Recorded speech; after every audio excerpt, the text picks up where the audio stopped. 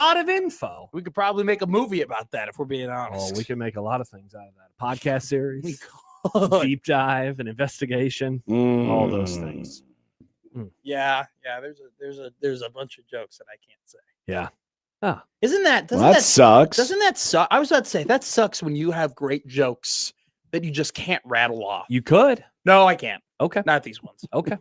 Yeah, these ones are locked Meanwhile, up. Jimmy Kimmel tells jokes he probably shouldn't be telling. I don't even know what he said. I just you know didn't that hear about this? I thought that we were in on jokes now. Can I be real with you? I don't want to hear about Jimmy Kimmel. Okay. Wow. Well, yeah, he's not Cologne funny. commercials And in. Jimmy Kimmel. Out. I can't. Wait, John is saying a joke was too risque? No, love being no, risque. No. I love being risky. I know. It's not risky. It's risque. No, I'm risky. If you want to be risque, be risque. But you've always been like anti-cancel culture. I am. Yeah, and that guy. And I'm not calling for him to be canceled. I do think he could have canceled himself. Was he crying again? Did he cry again? No, he was. He guy's always crying. He is always crying. He's literally not even not. There's something not like crying, there's something up here that's like not like crying as an adjective. Like he physically is always physically crying. Like tears are coming down his face. When was the last time you cried, John? That joke's kind of funny to me. Wow. You don't think it's funny? I think it's in poor taste. Okay. Now you have a right to tell it. He said it last week.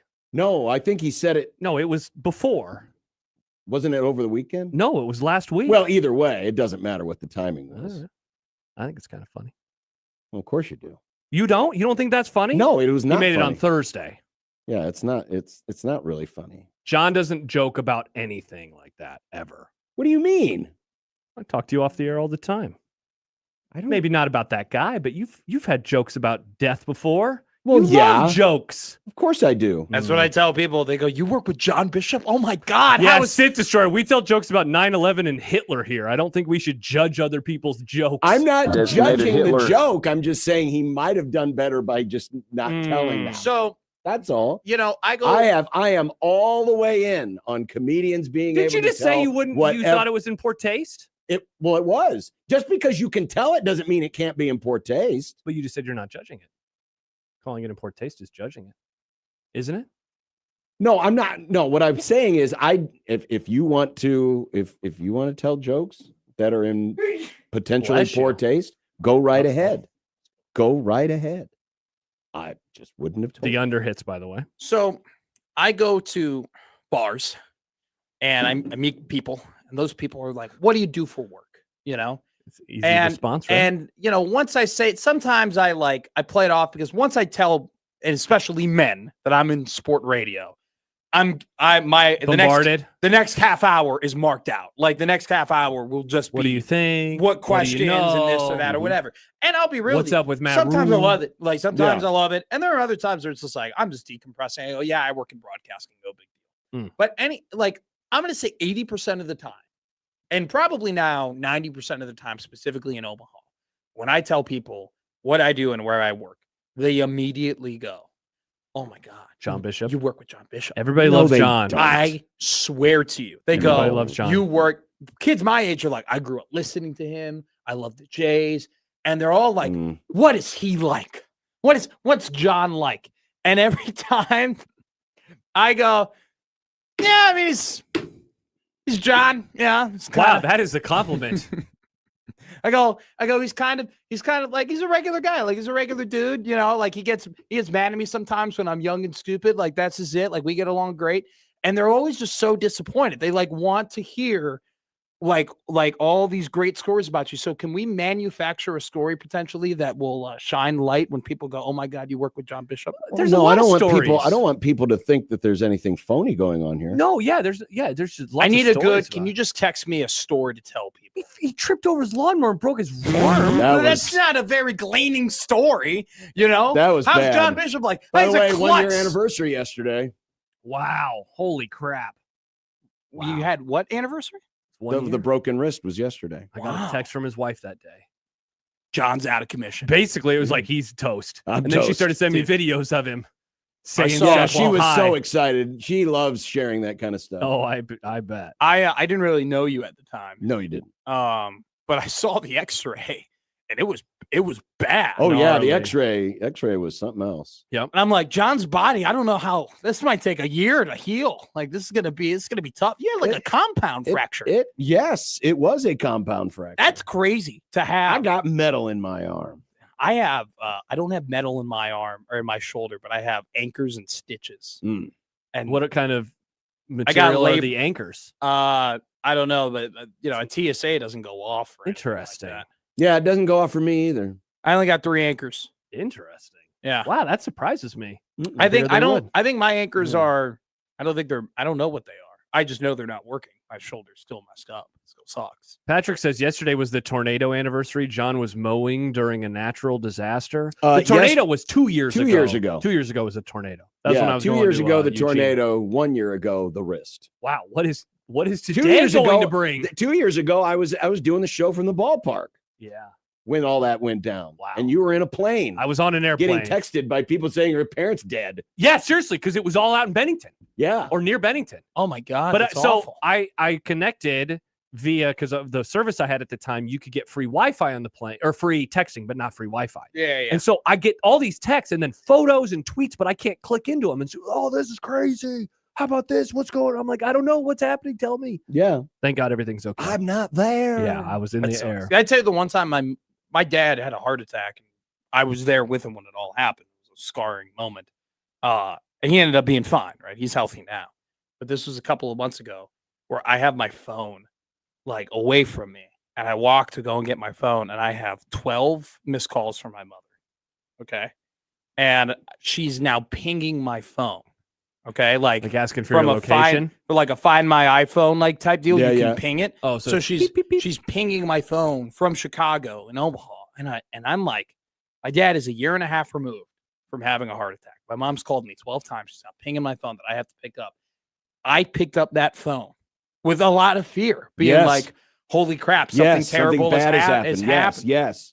I call her. I go, hey, what's up? She goes, hey, we're at dinner right now. Do you remember that one guy you played hockey with? Wow. Back, it was like you were like 9. He's like, they had that house over in Evanston. And I'm like, are you kidding me right now? I'm like, I thought dad died. Like, I thought my father passed away. Mm-hmm. Why was this so important? She's like, well, we're at dinner with our friends and we have to tell him. And I'm like, I was like, his name was Danny. Click. And I was done. Understandable. Wow. That's crazy. I got a little upset I at her. understand that. I was like, hey, next time just know the circumstance of like the worst day of my life was my dad, like seeing my dad have a heart attack on the golf course. And I was scarred for a while for it. Like you can't do that. Like you can't do that. Especially for a trivial question about, hey, yeah, do you remember who this was that guy you played with in 6th grade? Yeah, send a A text. text message is perfect. Yeah. But she was really fired up to find out. Mm. I wasn't that to you. Aaron pointing out John's last year. John in the last year has had a toasted arm, went viral for Creighton Ref Rant, and we should make him go viral for his Rams quarterback. They aren't going to draft him. Should be spamming Rams message boards everywhere. Matt, get on that. When you leave today, but can I you wasn't spam the some only message one. boards? Many people were also saying That's the true. same thing. But yes, I owned the moment. I was very upset that Josh wasn't here because I was upset that I was one of the funnier things that we harken back to was my Notre Dame is gonna not. We score need to point have a meeting about this. Yeah. Yes. And that was our moment where we could have had the meeting. Yep. That We was did good not. stuff. Yeah. It was. Do you guys appreciate our counter bit on Middays with Matt? Which is I don't know if you will, and maybe I shouldn't reveal this to you directly, but we call ourselves. We will sometimes refer to our show as the program, totally good, and not the program. No, or use any grum. So that but used we go. We're the program. So back when Happer was on in Lincoln, they had the Graham, and so it was Graham versus Grum. Oh, So I did not this know is- that. Yeah. That's fun. Yeah. That's dope. Yeah. So Yeah, we were. He called him his listeners the Graham fam, and we called ours, or he called ours the Grum Bums. Yeah, that's great. Is it because they're the friends of the program? Yeah, that called him Grum Bums. It's funny that like there's been a slight Mandela effect with the program thing just because of In what way? Nick Saban just being like always saying program. That's where ours came from. And that's where it came from. Now everybody It's like a decade old. Like though. McAfee says grum, you say grum. There's apparently a Minnesota sports talk show that does it, and some listeners from that station got pissed at us like 5-6 years ago. Really? Maybe longer than that. It was longer than that. Yeah. When did grum start for you guys? 16, 17, 18. Probably somewhere. It just kind of happened. Yeah. But that's, I think, an important distinction for you guys because you are unsportsmanlike conduct. Like unsportsmanlike conduct is the entity, and you two are the people in unsportsmanlike conduct. Yeah, like it wasn't the program with Kevin and Michael. But exactly, the program establishes, hey, this is John and Josh's era, in my opinion. I agree, 100%. You know, so it's like, you have USC forever, but this is the grum era, if you will. What's going on? John disappeared from the StreamYard. Well, it's freezing. Is it Firefox again? No, he literally just disappeared. I wish it's freezing again. Yeah. But this is the Firefox. This is the new program. That'd be an underrated superpower. You just get to just disappear whenever you want. Oh wow! You know? Wood Africa says McMaster could be the show, like da show. I like that. Da Bears, the show. We have a new bit that nobody here has caught on to yet, so we're just gonna keep doing it. We don't want to reveal it. What's that one? It's at the beginning of the show. Okay. Yeah. Da show. Interesting. I wish I came up with that myself. Yeah, that's pretty good. That's like when I was gonna name the family dog because everybody else had named people things in my family, and so like I was like, I'm naming the dog. Like I'm, and my family would give me suggestions, and I would be like, well, that's a great dog name, but I didn't think of it, so we can't call the dog that. You don't want to steal the idea from somebody? No. So then my mom tried to start like planting things. Like Inception. Yeah, to like get me, like we would watch certain movies. To come up with an idea. To come up with like an idea. So that would be interesting. Are you going to be a guy who gets a dog? 29 years old. That's when I'll get a dog. What kind of name? Why did you identify that specific I think age? at that point I will be mature enough. I will be financially stable enough. My frontal lobe will be fully developed, and I'll be in a point where it's like, all right, I'm ready for a dog. You realize that, you know. Do you think I could have a dog right now? No. Well, no, because you're gone for a long period of time. The dog's going to have to be able to stay in the house by itself without. I know. I'm in my era. I'm in my era where I love to be able to do what I want when I want. That will change with a dog. I don't have to consult anything or anybody. Like people get mad at me that I Irish goodbye all the time. And I'm like, so the part about your day. My parents, like, they feed their dogs twice a day, breakfast and dinner. That would work perfectly for you. So you'd be able to do that. I'm not ready. The dog would not. No, I agree. The dog would not have a good quality of life. Yeah, it would not have a good quality. Got to be able to walk your dog a lot. I wanted to get a cat. I thought it'd be funny if I got a cat. Like I don't seem like a cat guy. No. Well, a cat would be better as far as for his lifestyle. Yeah, and I'm like, and at the point, the cat doesn't care if you're gone for. Cat doesn't care about anything. I'm good now, but like very early on, I was like, wow, I'm homesick. Like I don't like, you know, being away. I need like a companion, so I wanted to get a cat just to find out. Bummer. Everybody in my family's allergic to cats. Pretty deathly allergic too. Really? Are you? Yeah. No, I'm fine. I'm A-okay. Never had a problem. Kenneth writes, don't wait that long, Matt. Best thing I ever did. I was 27. Best $165 I ever spent or will ever spend. See, I'm 3 years away from that, though, too. I'm 24. Yeah. It is still nice 3 years away dog, from 27. Man. I walked Banks today. Had a great time. He was smiling. I told somebody about your dog. Yeah. How awesome he is. Well, Mr. I was like, I was like, my buddy, he's got a dog. He's awesome. He's Mr. Banks. And they go, ha, Mr. Banks. Mr. Banks. That's a great name. Yep. Banksy. But also, too, if you Mr. makes it funny, but if you just call him Banks. See, his name is Banks. We added the Mr. No, that's fun. Yeah. That's fun. When we adopted him, we found out that his old name it's the gummy company. Is it Haribo? Is that what Haribo? So they treated him, his former family, they like assaulted him and stuff. So he's still like, he's skittish. Like if he doesn't know that you're behind him and you pet him, he'll jump a little bit. And so they gave him the name Banks, and we were going to give him a different name. But we're like, that's a really good name. He looks like a Banks. So we call him Mr. My Banks. buddy very stupidly got a dog in college, and that's probably too young. It ended up not working out very well. But I named that dog Stanley. after Stan. after Arizona small forward and former Toronto Raptor Stanley Johnson. Of course. Yeah, as Sure. one would do. Understandable. And Sure. it was a great name. Oh, so I had a question. And I was trying to remember what it was. When you get a dog, are you wanting to do human names? Or are you Waveland. Waveland. Okay, so you already have the name picked out. Because I want to name a future pet Pizza, but I don't think Riss is into that. I think Sheffield's a better name for a dog. Oh, See, but I want to Cub call him, talk. I want to call him Wave. oh, that's pretty good. We could call him Chef. I'd rather call him Wave. Why I don't you don't get know. two I dogs? kind of like Chef. I mean, Sheffield kind of looks like it sounds like a dog. Sheffield sounds like a cat, though. Sheffield sounds. If I got a fat cat like Garfield, I would name him Sheffield. Eh. What did Garfield like? Spaghetti? No, Lasagna. Lasagna. I knew it was a pasta. Yeah, if you could have lasagna or breakfast forever, what would you rather have? Breakfast. Breakfast. Yeah, not That's even what close. Happer says. He prefers Lasagna is fine. It is of Yeah. all of the pastas. Yeah. If she's like, we're having Italian tonight, that is so low on my list of things I would Yeah, I want. agree. but lasagna has a high floor, low ceiling type dish. It's hard to have. Breakfast has a high floor. It's no. I'm not arguing about breakfast. okay. I would pick breakfast too. Okay. But I'm saying we're just talking about lasagnas. Lasagnas is very much a Fernando Mendoza of pasta dishes. You're really not going to have a bad But probably lasagna. not a great But one either. how much better can lasagna get? Is the Correct. best Well, yeah, but that lasagna better than the best spaghetti frutti del mar? No, it's I not. don't even know what those other words mean, but no. But that depends. Is the lasagna being made by the Las Vegas Raiders? Sure. Well, what restaurant are you going to?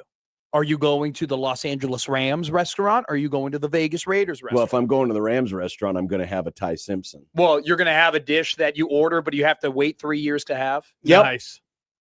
Yep. Yeah. Well, so you everyone, got But the in the Popeyes meantime, of I get to quarterbacks, enjoy John. all the great appetizers for free. you got like a very what you did is you made an average slow cooker meal.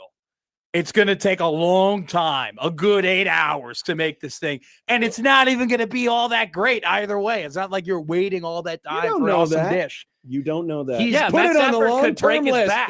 Ty Simpson will have a better career All right. than Fernando Mendoza. All right. Oh, Wow. Yeah, I wish actually I had the long-term list because I Hey, don't have one. Can you take Brendan Sorsby to win Heisman off the long-term list for me, please? Yeah. can I get think rid he of might that. have played his last college football game. Yeah.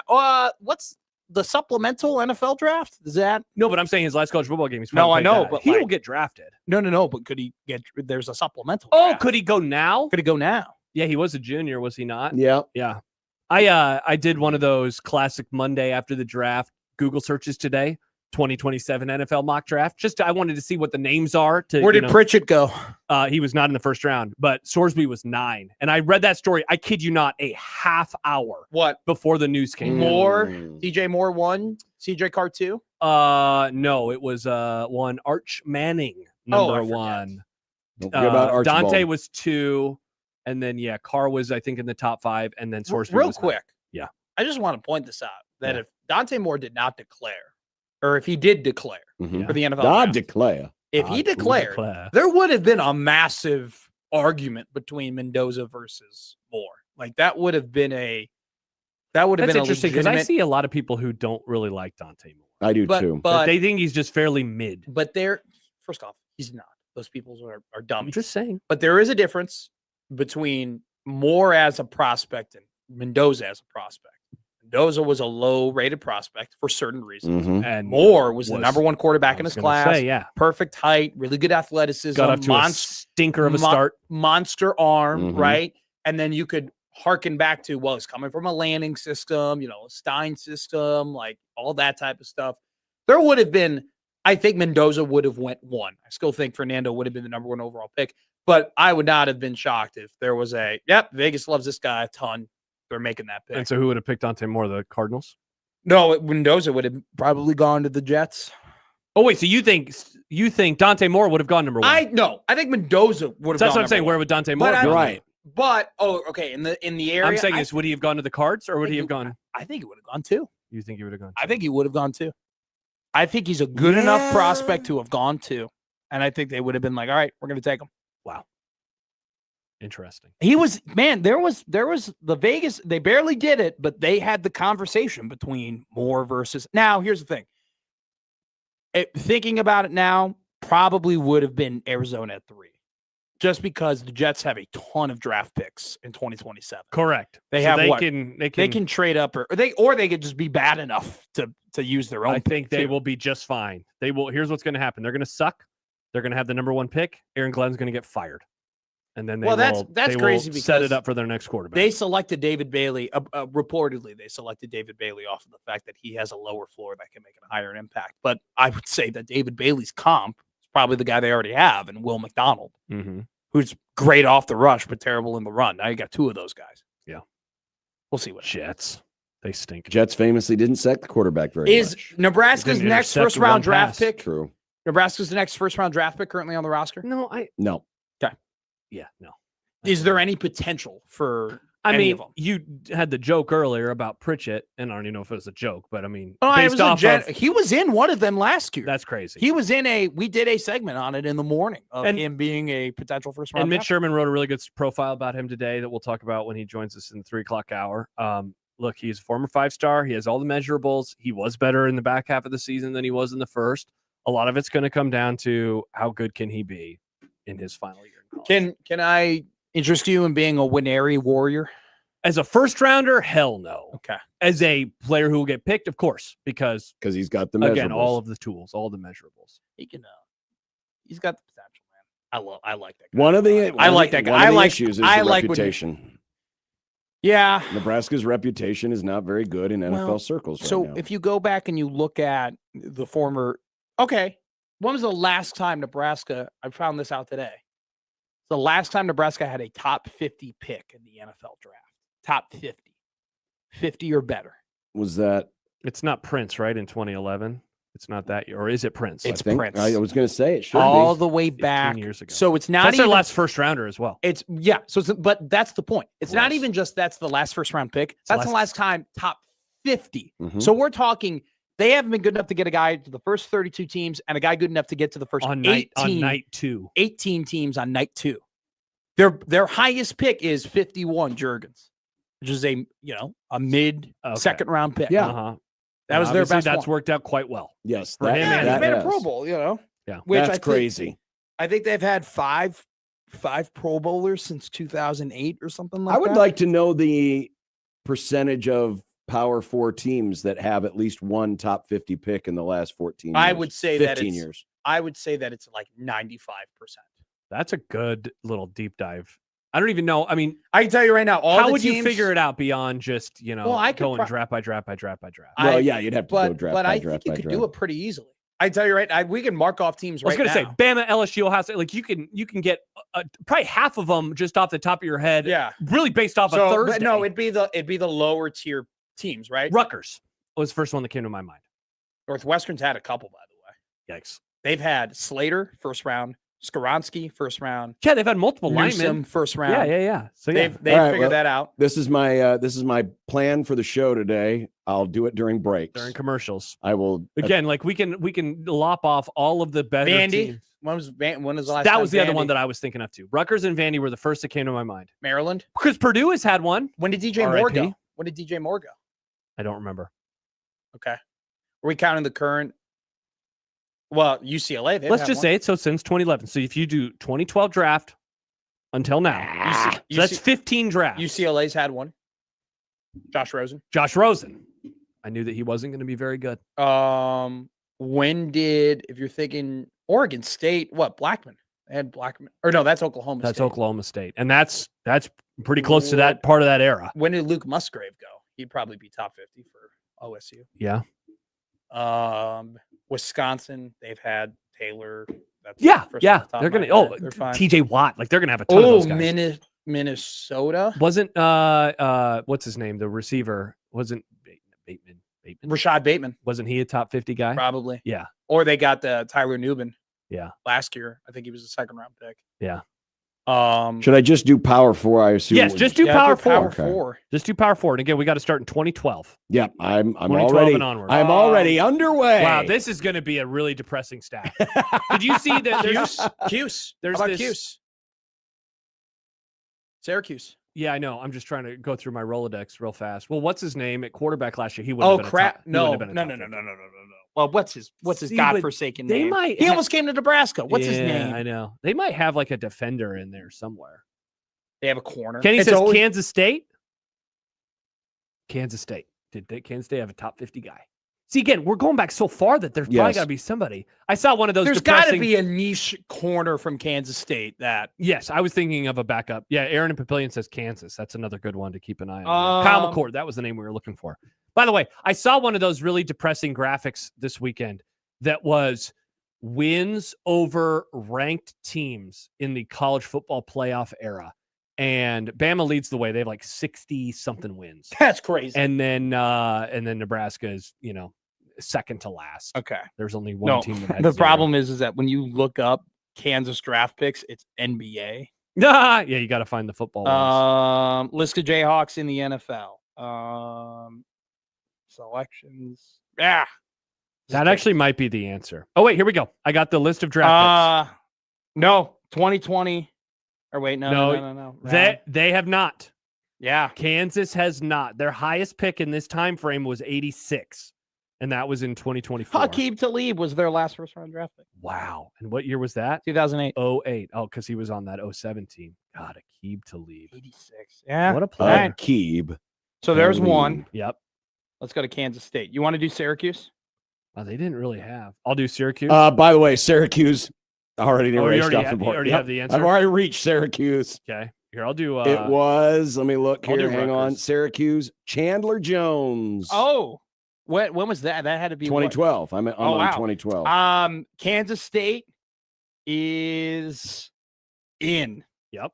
Uzama from Kansas City, the guy who got hurt last year. Okay. We can also lop Rutgers off the list. No way. 2024. Max Melton got picked by the Arizona Cardinals. Maryland football draft picks. Yeah, who else sucks? Oh, you go Vandy. You do Vandy. Okay. You do We Vandy. should probably take a break soon too. Yeah. This is going to be a long process. I'm going to tell you that right now. Oh, no. 2023, Maryland had a kid go in the first round. Deontay Banks. Vanderbilt in this time frame has had 2 players in the top 50. Jordan Matthews back in 2014 and Joejuan Williams to the Pats a couple. DJ Moore was a first-round pick. I'm a dummy. Okay. I thought he was a second-round pick. Classic Matt. Mick fact. Mick fact. Nice. I think we did Maryland, so only Kansas. Wow. That's tough. That is awful. That's tough. That is terrible. Again, I mean, I feel like we've already gotten rid of the worst of the worst. Yeah. I mean, Maryland has draft picks. All right, NC State has draft picks. North Carolina has draft picks. And it's such a large time frame. It is. By the way, I'm also going to count teams that weren't Power 4 at the time, but are Power 4 now, like Cincinnati. Oh, Cincinnati's got a couple. Cincinnati's got, Cincinnati. Well, they just had one to the Cowboys on Thursday. UCF, they've had a first-round draft pick. That's what I literally just said. Oh, did you? Yeah, because they got picked by the Cowboys. Oregon State's had one. They had one last year. Okay. Tackle. Yikes. Yeah. All right. It's getting worse all the time. Stanford. Do we count David Bailey? No, but Stanford. They're gonna have Christian McCaffrey. I've got Stanford on here. Yeah. In fact, I'm just about ready to tick them off yet again. Stanford in the 2012 draft alone had 4 guys in the top 50. Let me look at Harbaugh one more. really did turn that program around. He did. Quite a big way. I got one more. Aaron and Papillion. And in August, we'll all be thinking Nebraska will be 8-4. No, we won't. Not on this show. Well, at least one of us. Oh, I did have the list in my notes today. I had the list of all the teams that had. Let me grab it. All right. What is this list? This is the list of. All right. Kenny says Northwestern. Good grief, just the teams, because I'm also going to keep track of if they have multiple. Yeah. List of teams that had. The number of teams that have multiple top 50 picks in just this draft alone. Yeah. So here are the teams that had. Oh, no, not them too. Notable teams that had more draft picks than Nebraska in the 2026 NFL draft. Okay. Navy. Yeah. Northwestern. Yeah. North Dakota State. Yikes. NC State. Yikes. Toledo. Oof. Wake Forest. Wow. Stanford. Yikes. That's some real slop right there. All of those teams have had more draft picks. All right. Through the 2012 draft. Yeah. I'm through 1 year. Oh, NC State. Bama, Baylor, Boston College, Cal, Cincinnati, Clemson, Georgia, Georgia Tech, Illinois, Iowa, LSU, Mississippi State, North Carolina, Notre Dame, Oklahoma State, South Carolina, Stanford, Syracuse, Texas A&M, USC, West Virginia, Wisconsin, Virginia Tech. Did you not say Ohio State? They did not have one taken in 2012. Crazy. Wow. Well, remember, 2011 that was their not bad year. That was their how bad the year. mighty had fallen. And then they were fine. And NC State, by the way, you can mark them off. Yeah, of course. I think John just said them already. Oh, did you? Perfect. This is great, guys. What a God, great crossover.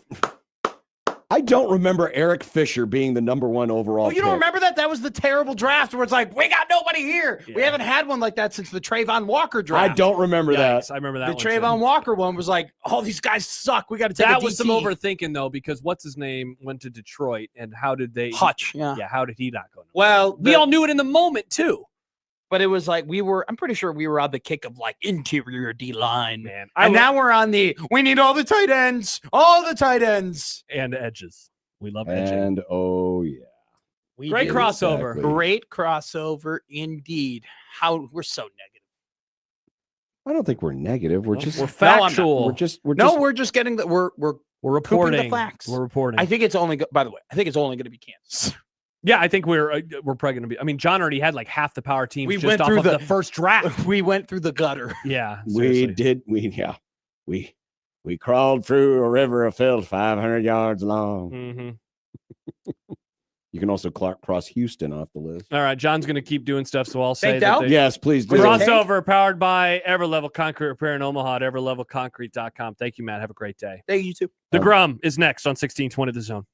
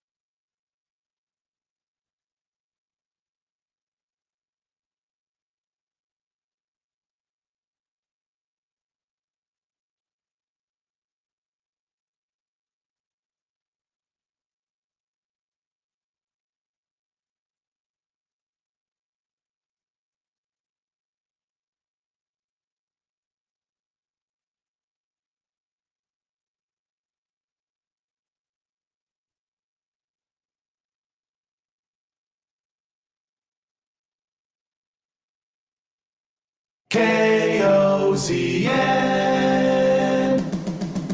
Unsportsmanlike conduct on 1620 The Zone. Husker Athletics, Creighton, and yes, UNO. Don't miss a moment, they'll give you your fix. They're on every day from 2 until 6. Spend your afternoons with John, Josh, and Nick.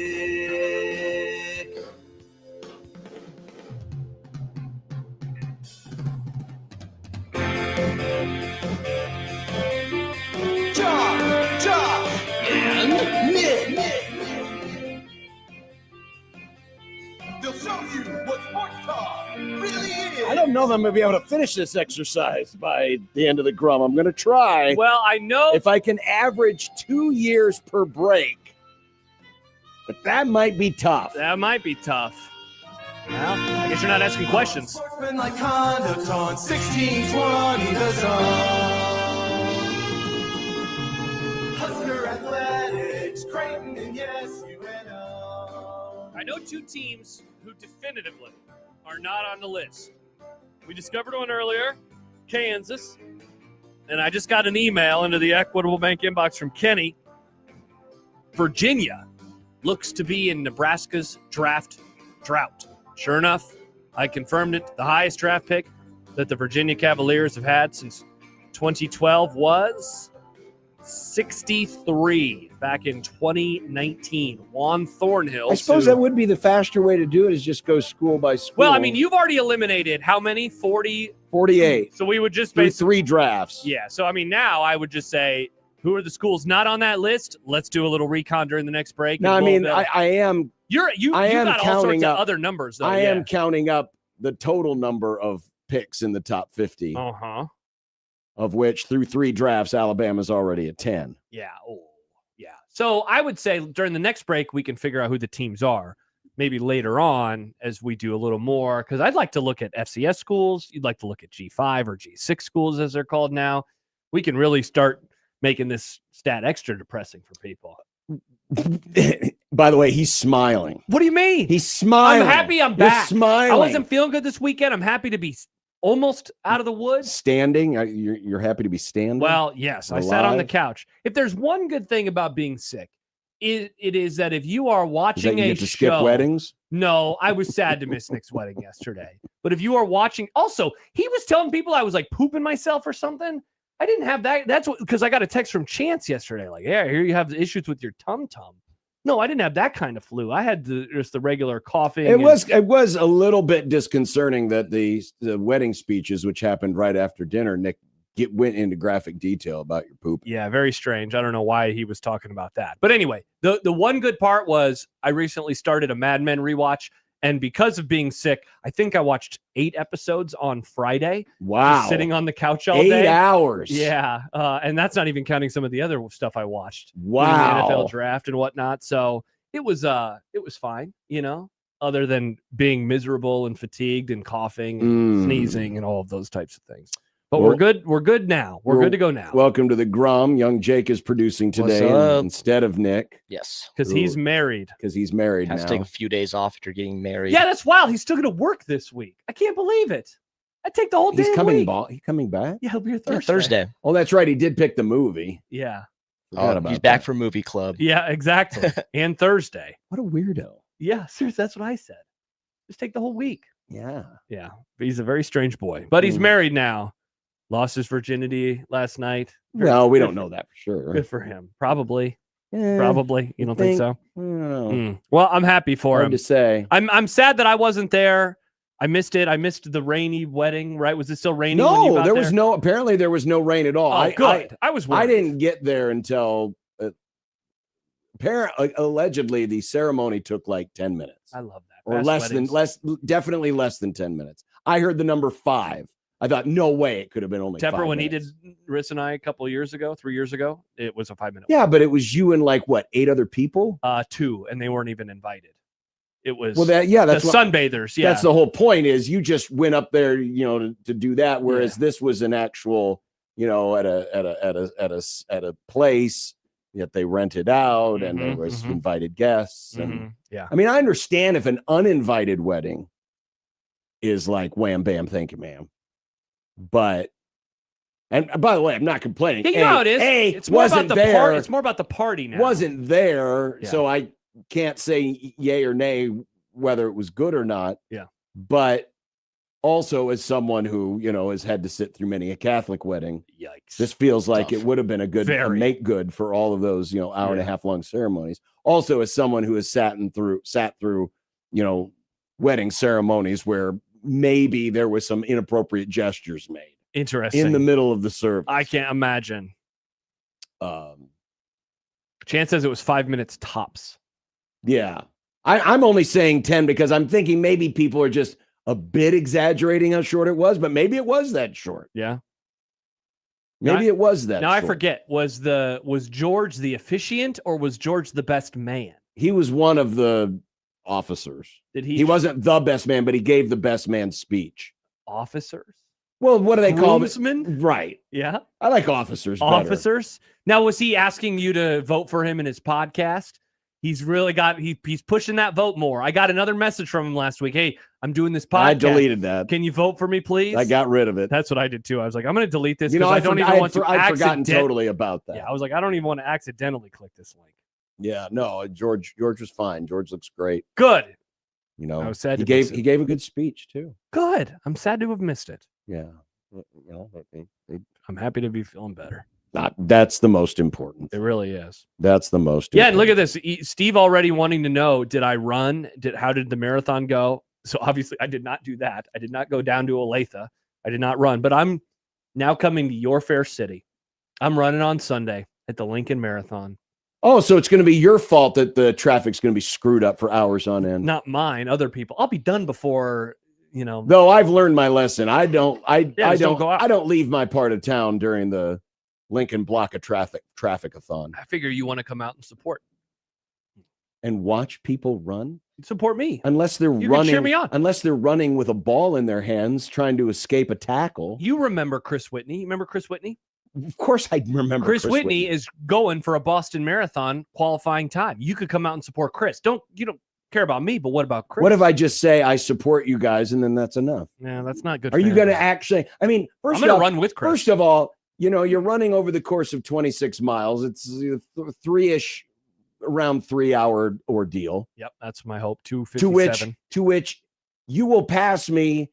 And you'll get to hear me for all of maybe 5 seconds. And yet you don't know how much. And then that's it. And then the whole, 2 hours, 59 minutes, and other 5 seconds of the whole journey, I'm not there. I mean, imagine how terrible that would be to be a spectator. Oh, the person I came to see saw him for 5 seconds. Then they're gone. Then I got to watch all these other schlubs. I've been to marathons as a supporter. Those few seconds are amazing parts of my day. So I think you should try it out.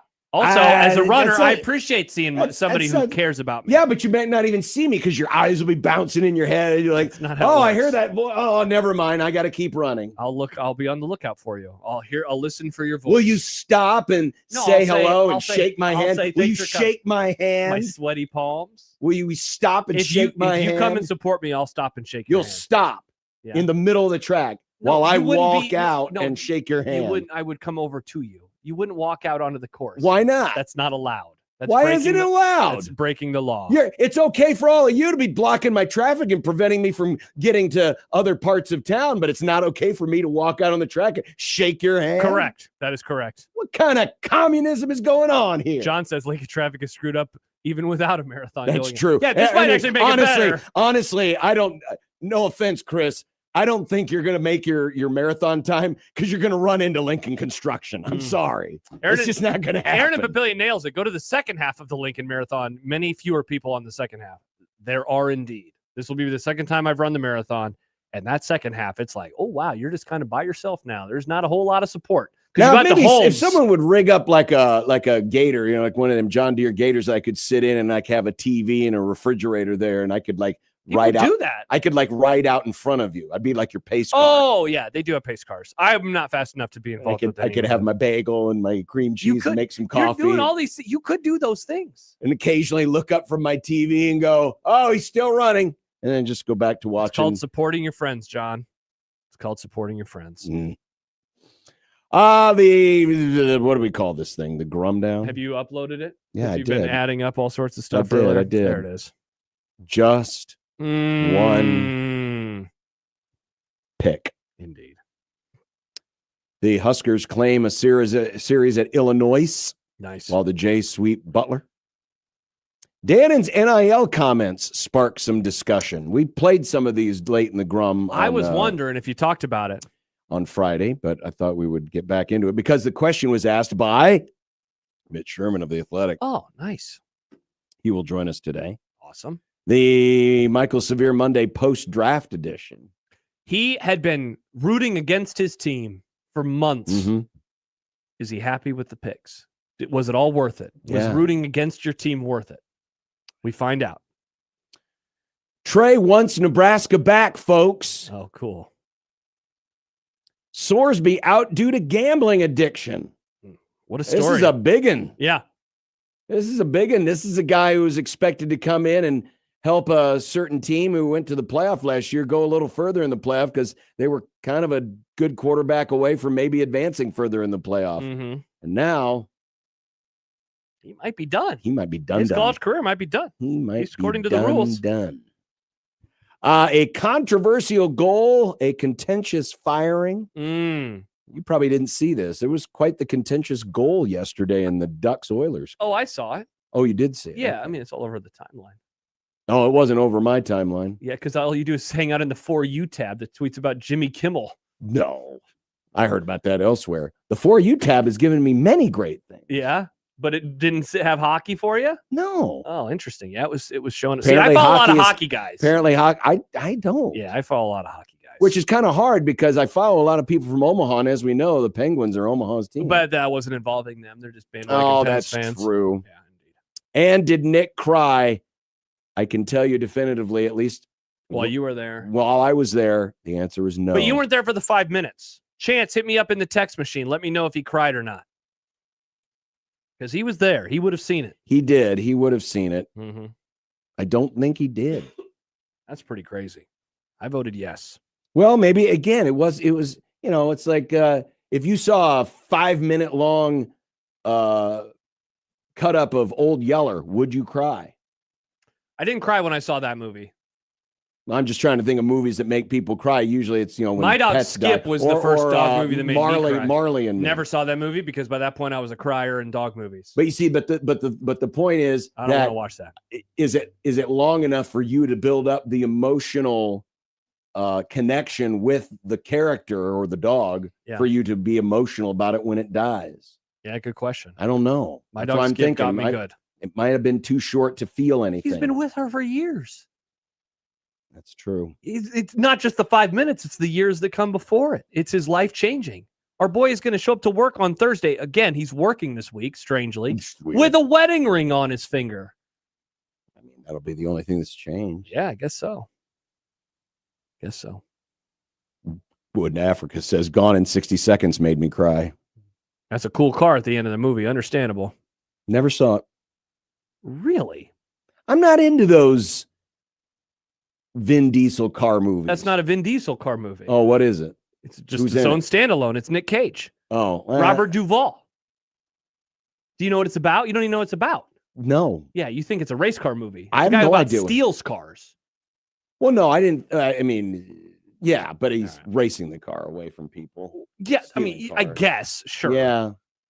I don't know. I'm out on Robert Duvall and car movies. Okay. I mean, I think he famously was in Days of Thunder. Yeah. Wow, only 25% on the old tomato meter. I was a fan. Not good. I saw it as a young, spry boy. 402-951-1620 is the Prairie Flower Casino Zone hotline. At USC 1620 is the Liquid Trucking Zone Twitter feed. And whoa, is that the Twitter noise that's what Nick Holy crap. Yeah, it's a truck horn. You wanted the truck horn, but it sounds like crazy. A hockey goal. Hit it again. Okay, well. I saw Nick going on YouTube and trying to find one. He was trying to find the best one. I think I can find a better one. I think that one's a bit too crazy. I know I can find a better one. Yeah, let's because it needs a little more. Needs a little more to it. Yeah. Needs a little more of that. Why don't we go and to- the Equitable Bank Zone inbox. At Equitable, we take banking personal and answer the phone on the first ring. Let's just check before we go to break. Is well, this we don't have a lot of time. If this going to be a better? Much better. That's better. It's that's still good. not good enough. We can find I'll continue to effort that on 1620 The Zone.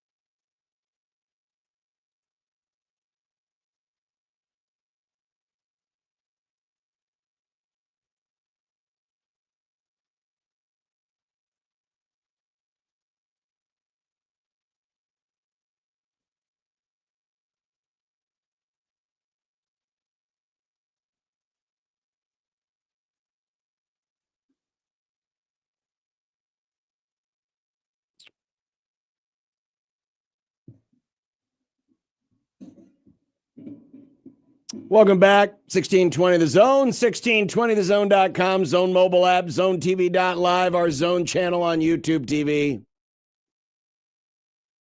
Go to youtube.com, search 1620 The Zone, and like and subscribe. That's where you can find us. And, of course, right here on the radio, where it's always AM radio.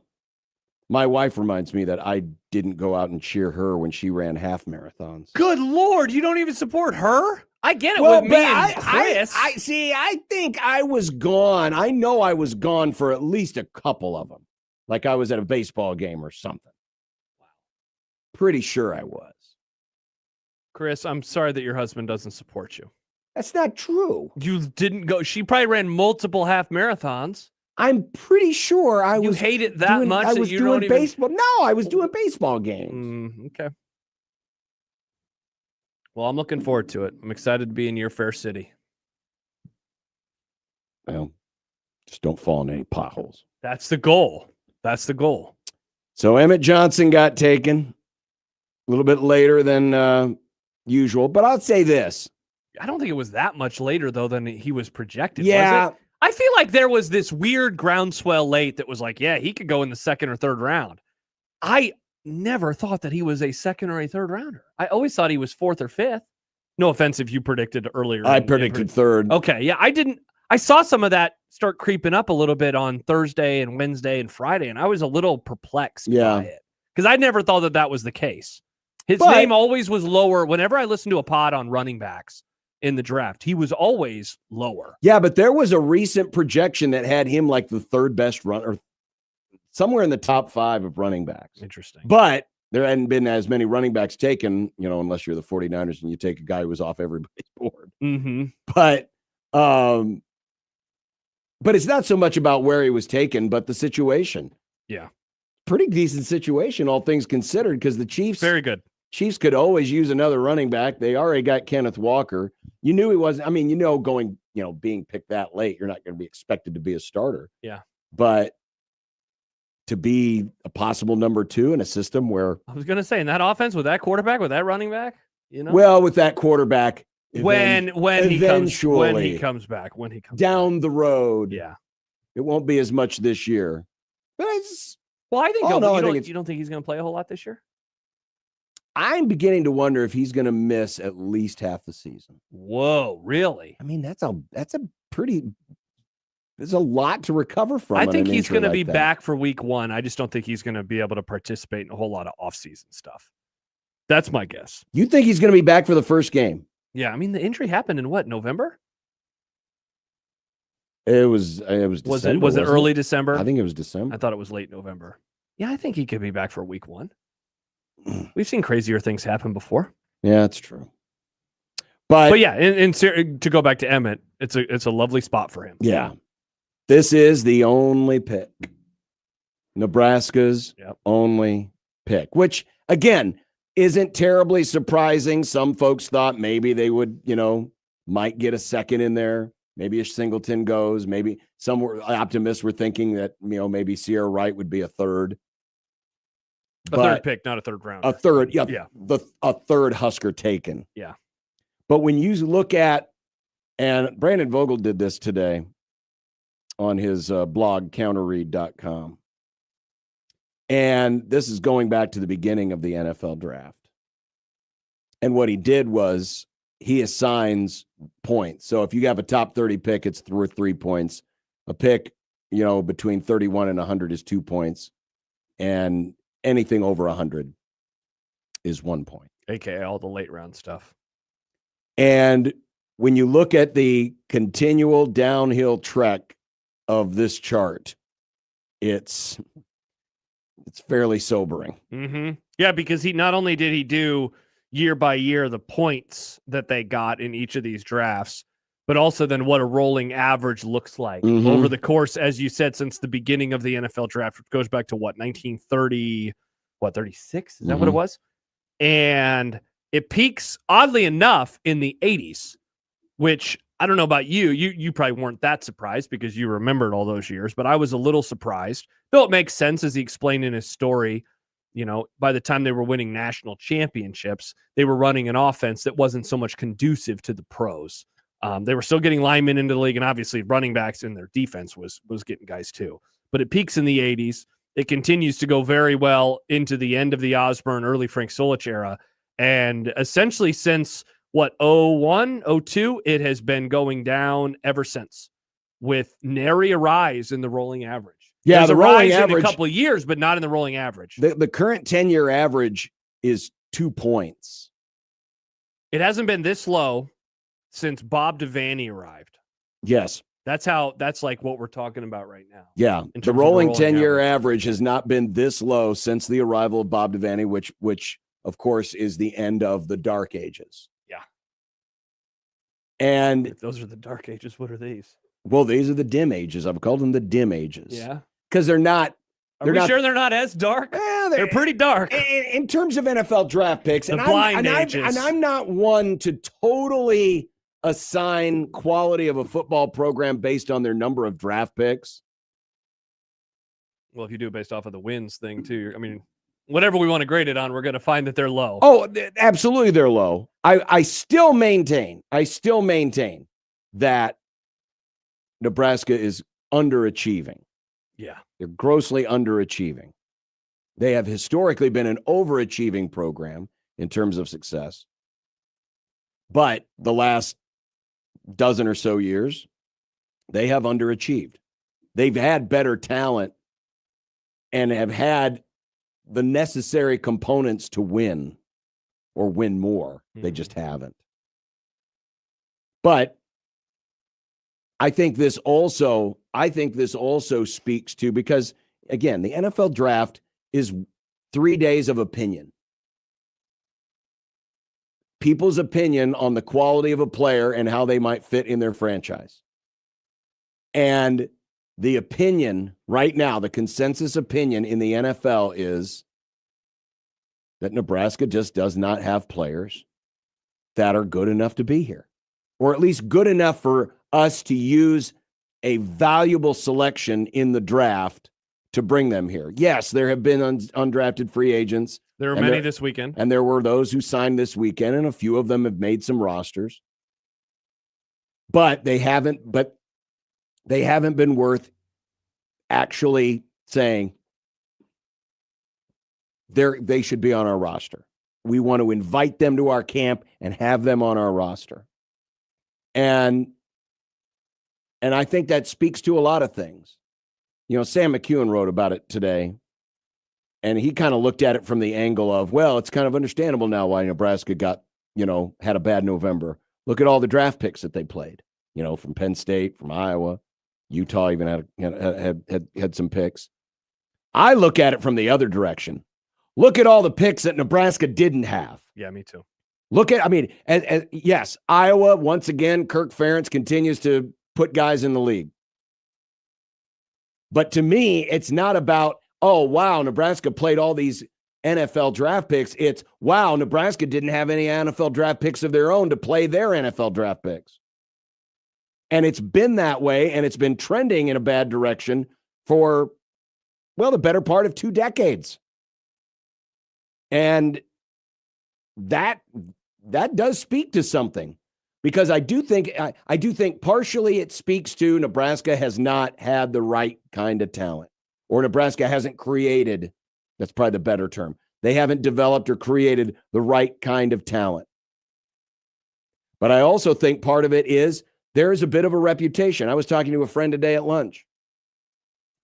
If you were to take, if it were possible to have identical players, forget what the position is, just say, just generic position, but 2 players of a similar athletic type, caliber, and performance, and they're next to each other. And the only difference between the 2 is one came from the University of Iowa, one came from the University of Nebraska. I would be willing to wager that NFL GMs, NFL player personnel people, NFL coaches, like when they do the little bit with the dog who runs to the food dish, one's got a Seahawks logo and the other's got a Rams logo, and the dog runs. Hey, who will the dog pick to win? Right. They will run to the Iowa logo. The NFL people will run to the Iowa player more than they will run to the Nebraska player, even though they are theoretically equal on all fronts. Why? Because Iowa's got a history. Iowa's got a history of developing these players. Iowa's got a history of turning these guys out. And when those guys get to the league, they tend to stick around for a while. And they tend to be valuable producers. And I think there is, in addition to just not having the talent and not being able to develop the talent, there's also a reputation problem that Nebraska has where, hey, you haven't done anything recently. That's not to say that, if Nebraska had a really good player, that they wouldn't draft him. Of course they would draft him. But I do think there is an element of, there's a reason why SEC players got taken more than any other conference, and why Big Ten players are been taken more and more and more. There's a reputation that Nebraska does not have the type of program that creates good NFL players. See, but you know what I find interesting? The NFL is a meritocracy, right? Like, they do not care so much about what you believe in, what you've done, as long as you can play. That's what they care about the most, right? NFL rosters in week 1 last year, I believe the number of undrafted free agents that were on rosters was somewhere north of 25 to 30%, right? So when you look at those numbers, and I know we're only talking about this from the draft perspective, but when you go back to my first statement, meritocracy, if you're good enough, you can find a spot. Very rarely. I'm sure that there are guys who are like, I could have had a spot, but man, my linebacker coach hated me and I just never got a fair shake. You're going to get a fair shake because the tape is what the tape is. And again, that's what the NFL cares about. I bet if you looked up and down the rosters of NFL players, Nebraska would find themselves in a very similar spot when you account for draft picks and for undrafted free agents. And so that's why I kind of am in this mindset of like, save me on this whole, well, they probably don't trust him. I'm with you. But also, I just don't think that they're good enough. And I think that these types of numbers continue to show that. I think the rosters in the NFL right now continue to show that. I think everything right now continues to show that. And I guess I'm a little surprised to come off of another weekend where it's like, yep, 1 dude was drafted. 3 total have been drafted over the first 3 years of the Matt Rule era. And this is the year in particular, this 3rd draft, where I think you want to start seeing better numbers because there were better numbers at Temple. There were better numbers at Baylor. And there's the potential for, unlike those other teams, there's the potential of portal guys who get drafted. So in other words, guys that Rule brought here who then became pros. Whereas back when he was at Temple and Baylor, that's pretty much all him. That's a developmental story by year 3. It's either guys he inherited and turned into draft picks or guys that he recruited and turned into draft picks. And so I guess, John, I'm surprised because there was a comment a few minutes ago from Matt that said, I'd love to see this overlaid with the winning percentage, basically over the same time frame. And I bet that it would all fit. And so I think all of this goes into a conversation vote together. The players are not good enough. The team is not good enough. Why are we surprised when only one guy gets picked? Yeah. And why are we trying to make it about other things? And I was with you. I read that story and it was not, give them grace. They're not as talented as Iowa and Penn State. Because it's like, all right, Penn State's, they're a different animal. They recruited a different level. But Iowa, that is a true developmental program. Yes, it is. That you are striving for. We used to make fun of them. They're striving for Iowa. That is the team that you want to be right now. If I'm a Nebraska fan, that's who I want to be. I want to be as good as Iowa. Maybe a little bit better on offense. But in terms of development, in terms of getting guys into the pros, in terms of having an identity, in terms of showing up on Saturdays, in terms of welcoming teams into that stadium, and no matter if you're Indiana or Oregon or Nebraska or Wisconsin, you know that it's going to be difficult. That's who you want to be. And so I don't view that loss and say, well, we got to give them grace. They weren't as talented as them. I say, why aren't you as talented as them? Right. Well, how is that possible? How long have we, we don't do the exercise anymore just simply because the recruiting process has changed so much. But why is it that Nebraska failed to convert hardly any of their 4-stars into all conference caliber players? They didn't. And this isn't just a Matt Rule thing. This is going back to late stage Bo and Mike Riley and Scott Frost, where even the guys, because remember, during this whole time, as you see this chart from Brandon Vogel continue to slide down, the recruiting rankings have kind of held relatively firm. I mean, probably a peak in the upper teens with a floor of maybe 30. Seriously. They've been basically between 15th and 30th in the recruiting rankings this whole time. It would be a straight line. There would be There'd a be tiny very little uptick, yeah. tiny little down. But for the most part, you're in a band and you are across the board pretty much the same. So where is the disconnect? Well, the disconnect is you either aren't able to keep them or you're not able to develop them. Yeah. I mean, and it's a little bit of both, right? Like, so who was the first former Husker to go off the draft board? Nate Borkature. And he was an early pick. Maybe earlier than a lot of people thought he would go, but he was an early pick. And he was a guy that was at Nebraska for the majority of his college career. The majority of his career. And so, like, they won't get that.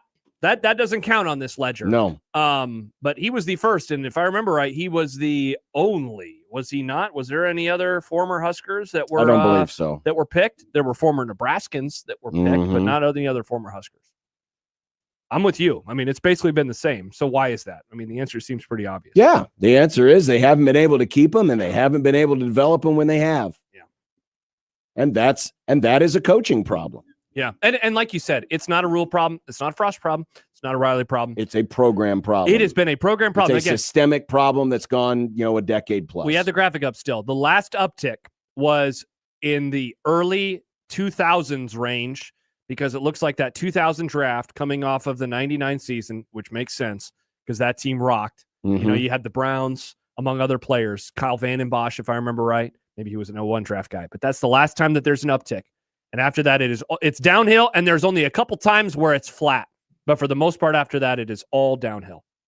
And it's been that way ever since. I mean, that's 25 years, John, of going downhill.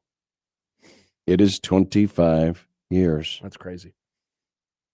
Which is just, it's nuts when you think about it. Yeah.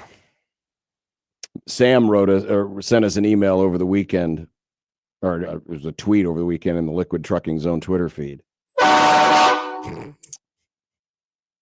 Picks in the first 3 rounds from 2011 to present and 2021 to present.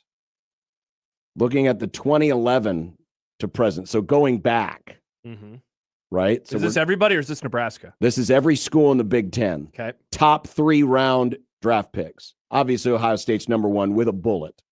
Michigan a distant second. Nebraska on this list has had 10 players taken in the first 3 rounds since 2011, which places them in a tie with Michigan State and Minnesota, and only ahead of Rutgers, Indiana, Purdue, and Northwestern. Nebraska's behind Maryland. Nebraska's behind Illinois. It won't be obviously in front of behind Indiana Iowa that much longer. And yeah, I mean, Indiana gobbled up a lot of those in one draft. They're only 2 picks behind. Yeah. That's going back to 2011. If you go back to 2021, it's going to be nasty now. There's only 1 school that has fewer top 3 round picks. Nebraska's tied with Michigan State with 2. Yeah, and think of what they've gone through since 2021. And Rutgers has 1. Yeah. Nebraska's behind Northwestern. Nebraska's behind Purdue. Nebraska's behind Maryland again. Minnesota. Yeah, Chance says I'd even take a middle to late round defender consistency. Vincent Valentine, Malik Collins, sure. Davis twins. Yeah, for sure. Those guys are all up and down rosters. Sure. And they don't even have those guys anymore. 402-951-1620. We will continue. Nebraska, where are they in reference to a baseball regional? In other words, host a playoff game on the 1620 The Zone Radio Network.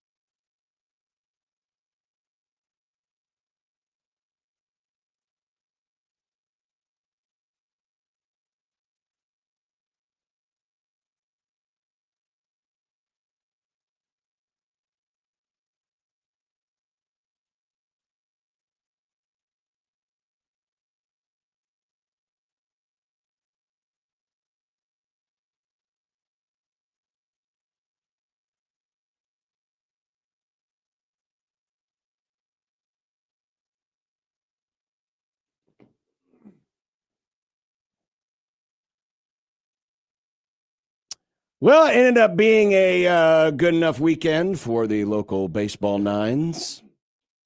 Creighton swept their series from Butler. They are now in first place, alone, with a huge series against St. John's this weekend. St. John's is 1 game back as Creighton tries to defend its Big East regular season championship. Of course, it'll all come down to who wins the tournament anyway.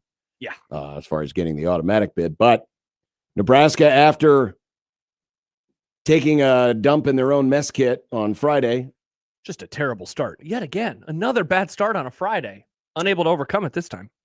They did rally back, and they blew out Illinois Saturday and then shut them out yesterday. Gavin Blackowitz pitched well. And as a result, as we look to see where Nebraska sits in terms of having a regional, in other words, host a playoff game.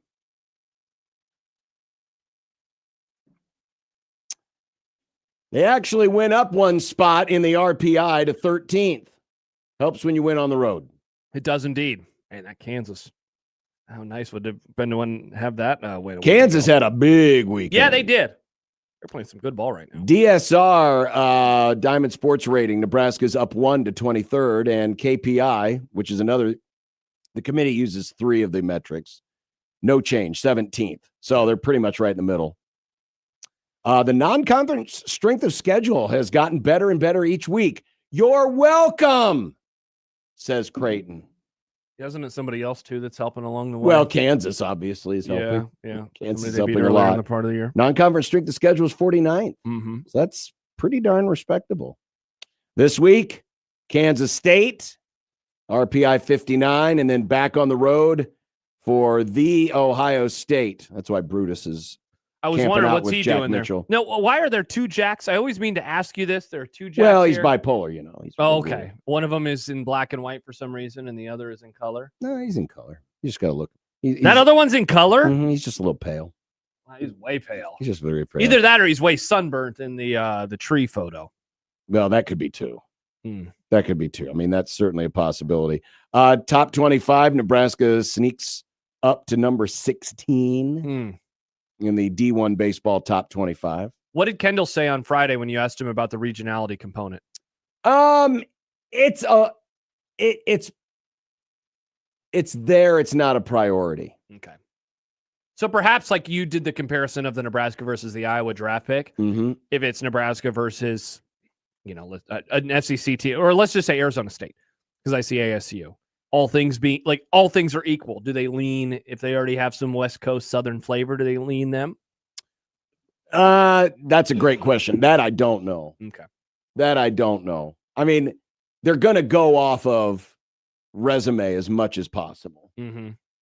And the thing that Nebraska has going for it, obviously some of these numbers that we're showing you, the thing that does worry me a bit is if it were to come down to a conversation, let's say Nebraska and Oregon and Kansas are all in kind of a similar pod of teams to be considered. Obviously, Nebraska wouldn't have head-to-head because they lost 2 out of 3 to Oregon. They lost both games to Kansas. Now, Kansas could easily be in as a host today. Because their numbers are, well, obviously they got the head-to-head against Nebraska. They've got the same record. They've got more wins versus Q1 opponent, and their RPI is 12. But I would caution folks not to look too hard into the RPI because guess who shot back up to number 9 this week? USC.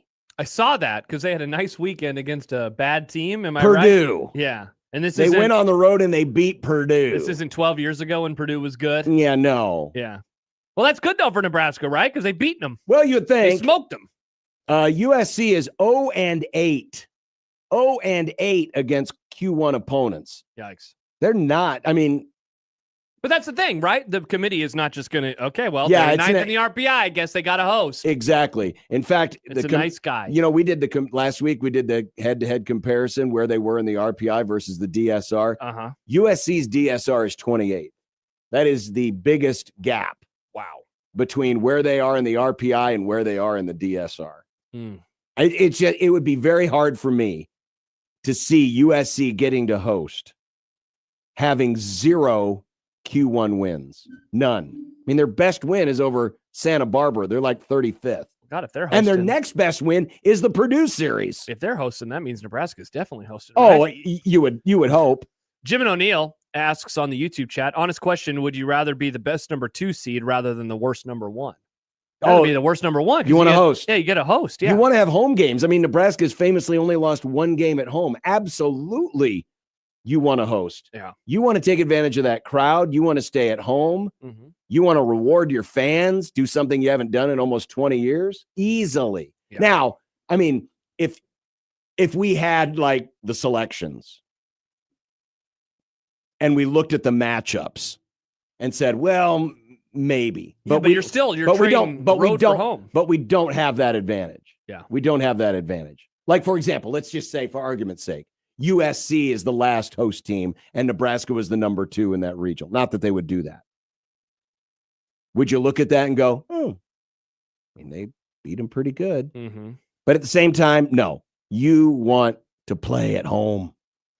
You want to play at home. I mean, we saw what kind of a crowd they drew for USC. Yeah. For a regional. I mean, maybe some of you have forgotten because it's been almost 20 years. The regional atmospheres in Lincoln have been tremendous. Yeah.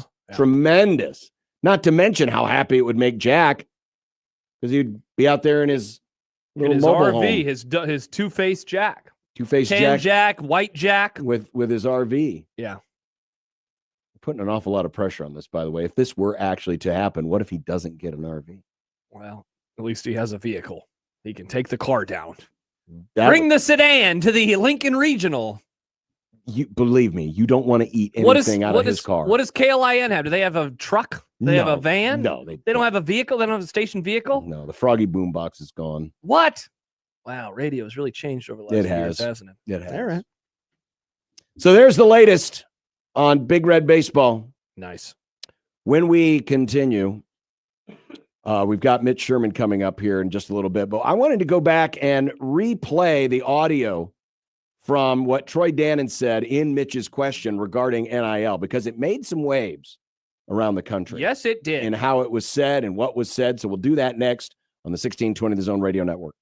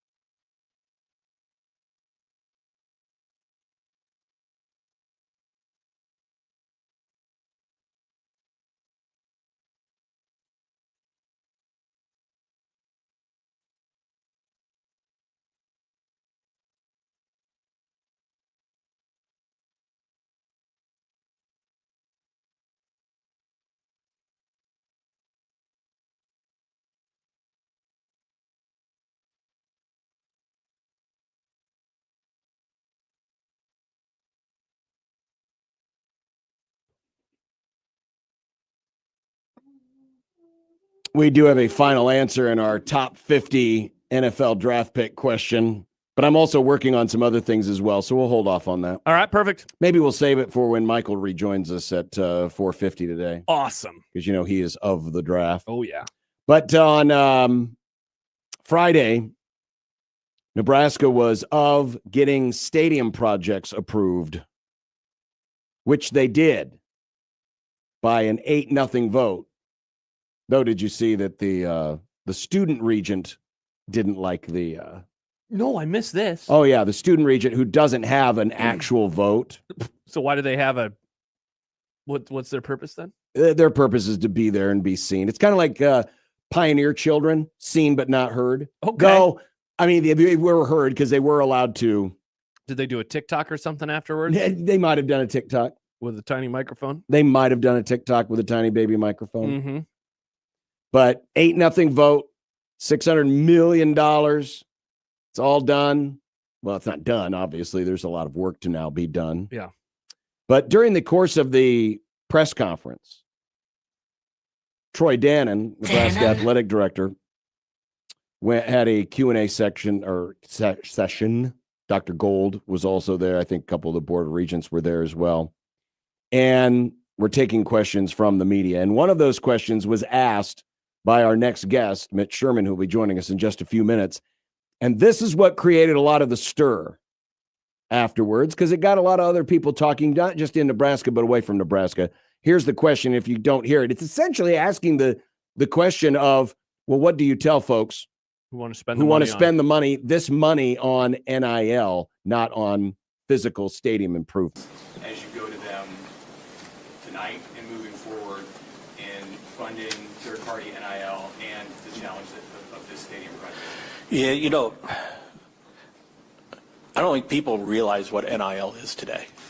It isn't the days of everybody writing a check and how many people give us money and we'll go to 1890, deposit that, and then money's paid. That's not even legal anymore.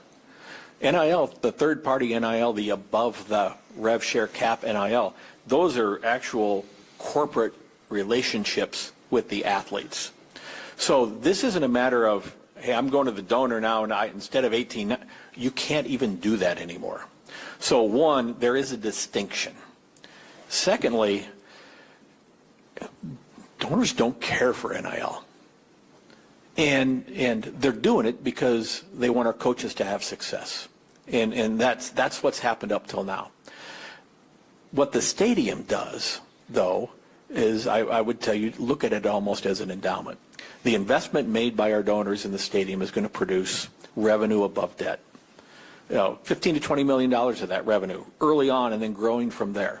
As the increased costs of college athletics continue, and I will tell you the number one increase in costs is going to come from player compensation in whatever form it takes. And I've got my ideas, but it's not what it is today. It's going to continue to grow. That's how we fund player compensation moving forward. Matt Rule has to have every bullet in his holster. And the ability to fund the player compensation piece, I would guess he would tell you that is the silver bullet. It is the most important bullet in his holster. So the idea that we have to fund this through our department. We have to find partnerships with companies for our athletes to get above the cap. But we got to be prepared for whatever's ahead. I will tell you, we will be prepared for an uncapped world. Because if we're prepared for an uncapped world, we'll be prepared for anything in between. But that's internal. The days of going to ask a donor to support NIL by writing a check are gone. It's illegal. And so part of it, there's misnomers as to what can really happen. And I don't blame anybody because the doggone rules change by the day. And so that's where we are sit today, but we're trying to prepare for whatever the inevitability of tomorrow is. So there was Dan. And first thing is the part in the middle where he talked about donors don't even like NIL. We've been saying that for years. Months. Yeah. We've been saying that for a long time. Hey, they would much rather donate to something that's permanent and has, physical structure and not throwing it out on a 1-year rental at quarterback. That's just the facts. But the part about it being illegal, Now, this is where things get dicey because we know that Cody Campbell, the billionaire down at Texas Tech, is helping fund their NIL efforts. He is a donor writing a check and players are getting paid. And you're wondering, well, how is that possible? Well, apparently they must be doing it through some means of it's through a corporation or whatever. But essentially all this is, it's money laundering. I guarantee you that teams out there that are so-called above the revenue cap or the revenue share cap, who are building the $40 and $50 million rosters, I guarantee you that money is coming from a booster and it's going to a player. And it's illegal.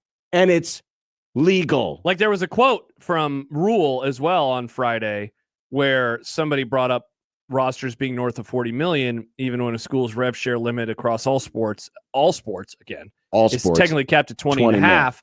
And he said, those numbers are all very real. It's not made up. It's probably underestimated, to be quite honest with you. Mm-hmm. So he's saying it's happening.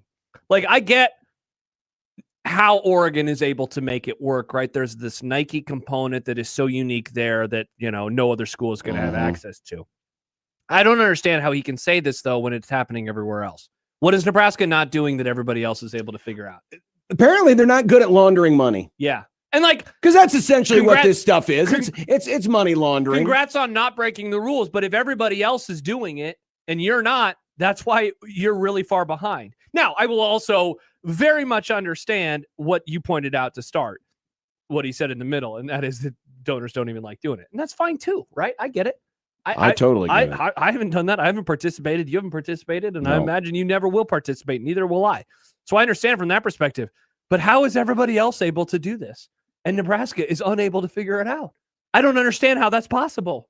Well, and I'm guessing the Nebraska component will be, well, that's why we've got this lawsuit going on, because we're trying to do the over-the-top stuff through Playfly. And we're going to learn the answer to that tomorrow, if I remember We're going to learn something tomorrow. Yeah.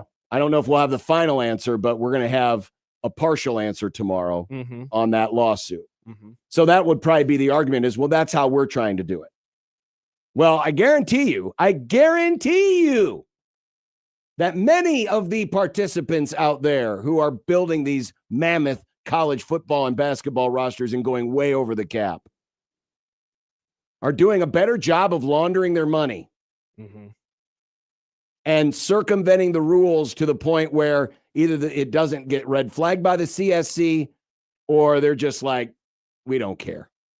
Go ahead, do something about it. And listen, if Nebraska wants to try to play this as up and up as possible to stay out of, trouble, that's fine. You're going to fall behind. That's fine. I guess, I'm what do sure you care others are about? going to do it too. What do you care about? And I'm not saying you. I'm saying you. You, the broad general you. you. What do you broad care you. about?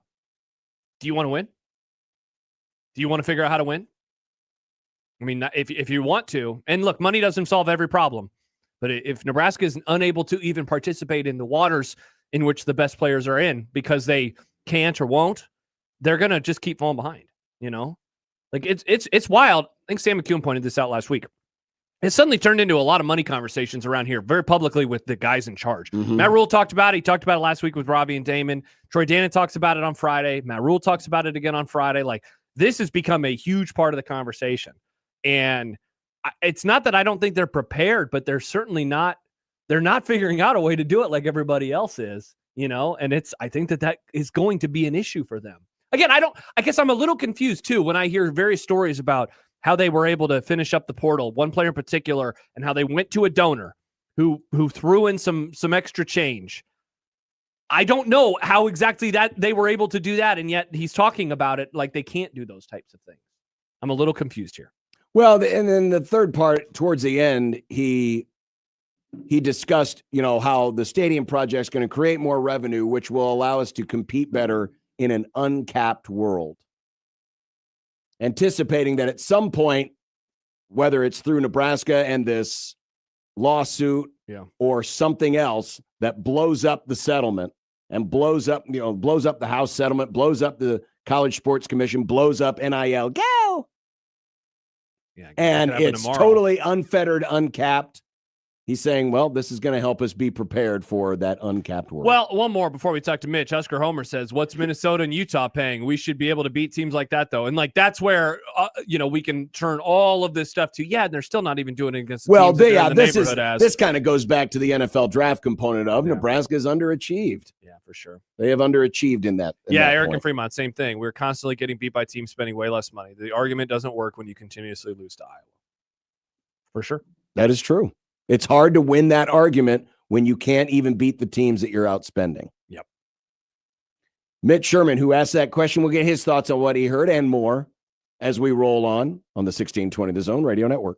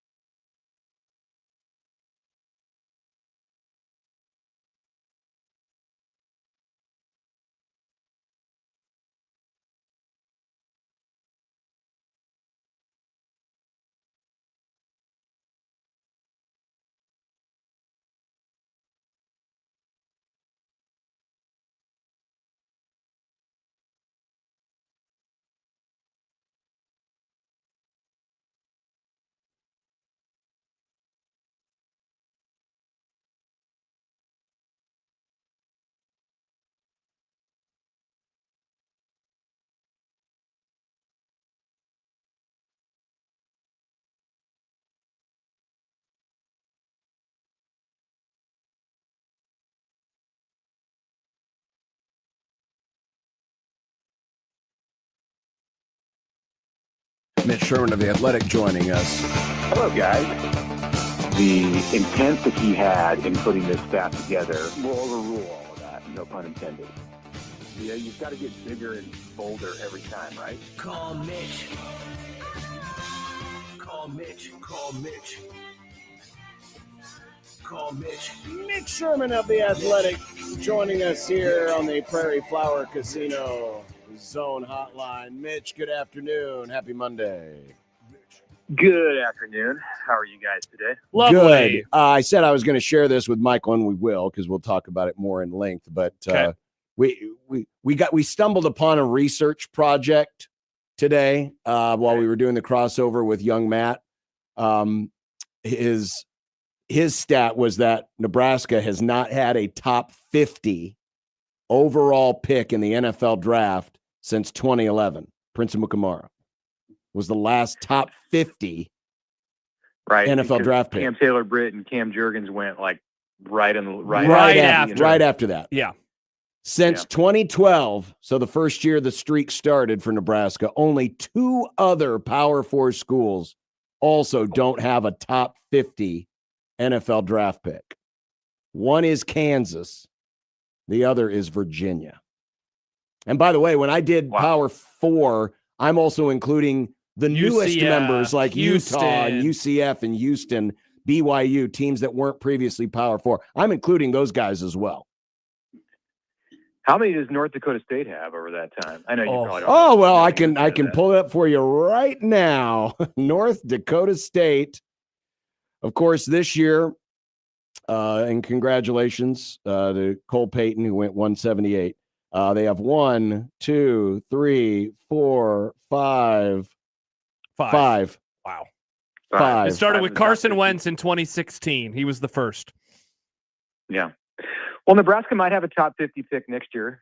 Maybe Nebraska will have a first round pick next year. I wrote about Elijah Pritchett. I had this story like on the back burner for quite a while, and we rolled it out today on the Monday after the draft. And if you have a chance to check it out, I'd recommend that. I was going to say, Mitch, I read it this morning. I really enjoyed it. He has been such an interesting player, I think, to talk about in his time in Lincoln. What was it in particular about his story that you thought, like, now, and as you said, you've had it on the back burner, so you've obviously had this rolling around for a little while, but like, what was it about this offseason that you thought he was an interesting person to write about as he gets ready for another season at Nebraska?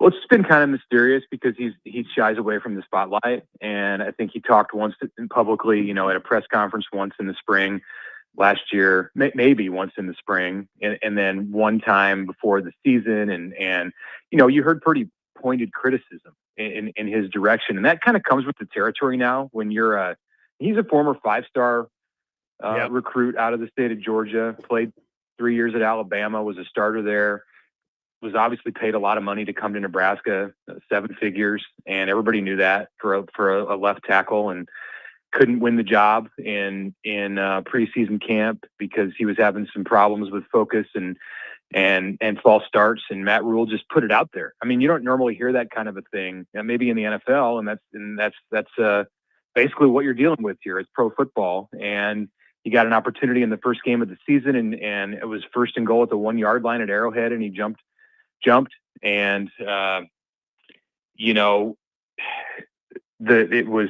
didn't hear from him again for a while, and then because of some injuries and other things that were going on the line, he had to come into the starting lineup, and it was a sink or swim kind of thing. And, as Pritchett said, when I talked to him, he said something in my brain clicked. And he's a guy who's been in a lot of situations where you could look at it as like a pivotal moment in his career, whether it's back when he was early in high school and had never played the game before, or when he had some legal problems at Alabama, struggles on the field at Alabama. When he went in the portal to come to Nebraska, there was an option for him to go to LSU and just kind of find a new spot that was comfortable for him. And he chose something different. And then he had another crossroads, I suppose you could say, at Nebraska after he'd been here for a while. Was he going to rise up and become what people thought he could, or was it just going to be continued struggles? And I think he found something late last year. And Dana Holgerson suggested as much when he first talked about Pritchett in the spring, way back in February. And he said he was like a completely different human being. So that's kind of what sparked it for me. It was like, okay, what's that about? And we connected after spring practice, and he's really insightful. I mean, we don't hear a lot from him, but it's not just like cliches and football talk. Like, he really had interesting things to say. Does he need to be that top 50 pick in terms of validating Jeep Wade's ability as a coach? I know it's only one year, but he obviously is going to have a lot of attention paid to him because he's brought in here to make the offensive line better. And he famously has turned out some guys here in recent drafts, including this past one, to the pros. Yeah, I mean, I don't think it's like everything for Jeep Wade is riding on Elijah Pritchett. It's not like that, but it would be if Elijah Pritchett ends up being a first-round pick or a top 50 pick a year from now, I mean, first of all, it's a feather in his cap, and it shows something about him that he made it 5 years in college football and got to this point. But then beyond that, sure, it's a credit to not just Jeep Wade, but Lonnie Teasley. Elijah had a relationship with Lonnie Teasley from back when Pritchett was in high school in Columbus, Georgia. South Carolina was the first school to offer him a scholarship, and that it came from Lonnie Teasley.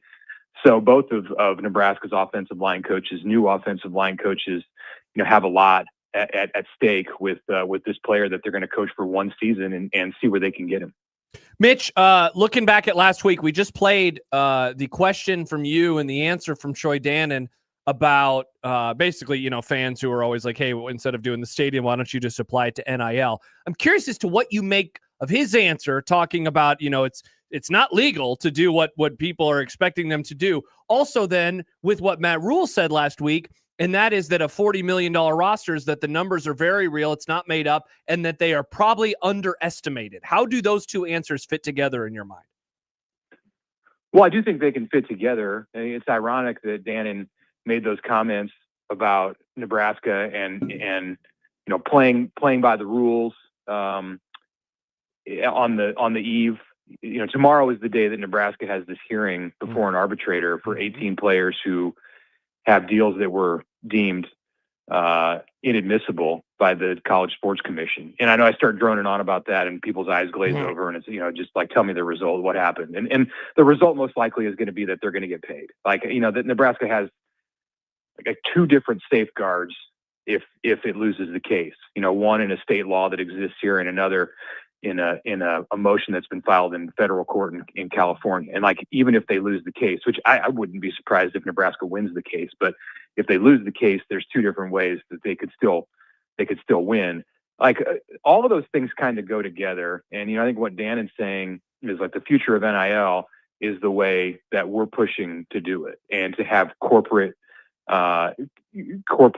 control, corporate money that is coming in here and funding a $40 million roster. And, and then Rule is backing that up. I don't think, like, if you think Matt Rule's out there doing fundraising in the old way where, he's talking to individual donors and trying to get them to write $1 million checks so that they can put it into a pool of money that goes toward over the cap NIL, I think you misinterpreted. Like, I think he wants to find people who have business, and he mentioned this, who have businesses in the state of Nebraska that can kind of get in with that corporate pool of money and, help fund this thing. And then on top of that, he's looking for individuals who can just donate to the athletic department, so Nebraska has more money to pay in revenue sharing, or in perhaps in stadium fundraising. It's not all about over the cap NIL when Rule's out on the trail trying to raise money. And he says he spends 50% of his time in the off season on this financial stuff. So it's a significant endeavor for him.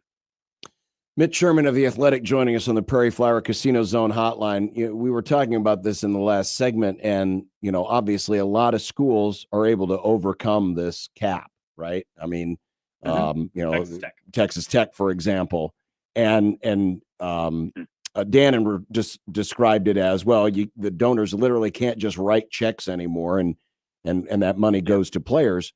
Yet, how are these other schools doing it and Nebraska's not? Is I think the question a lot of people have.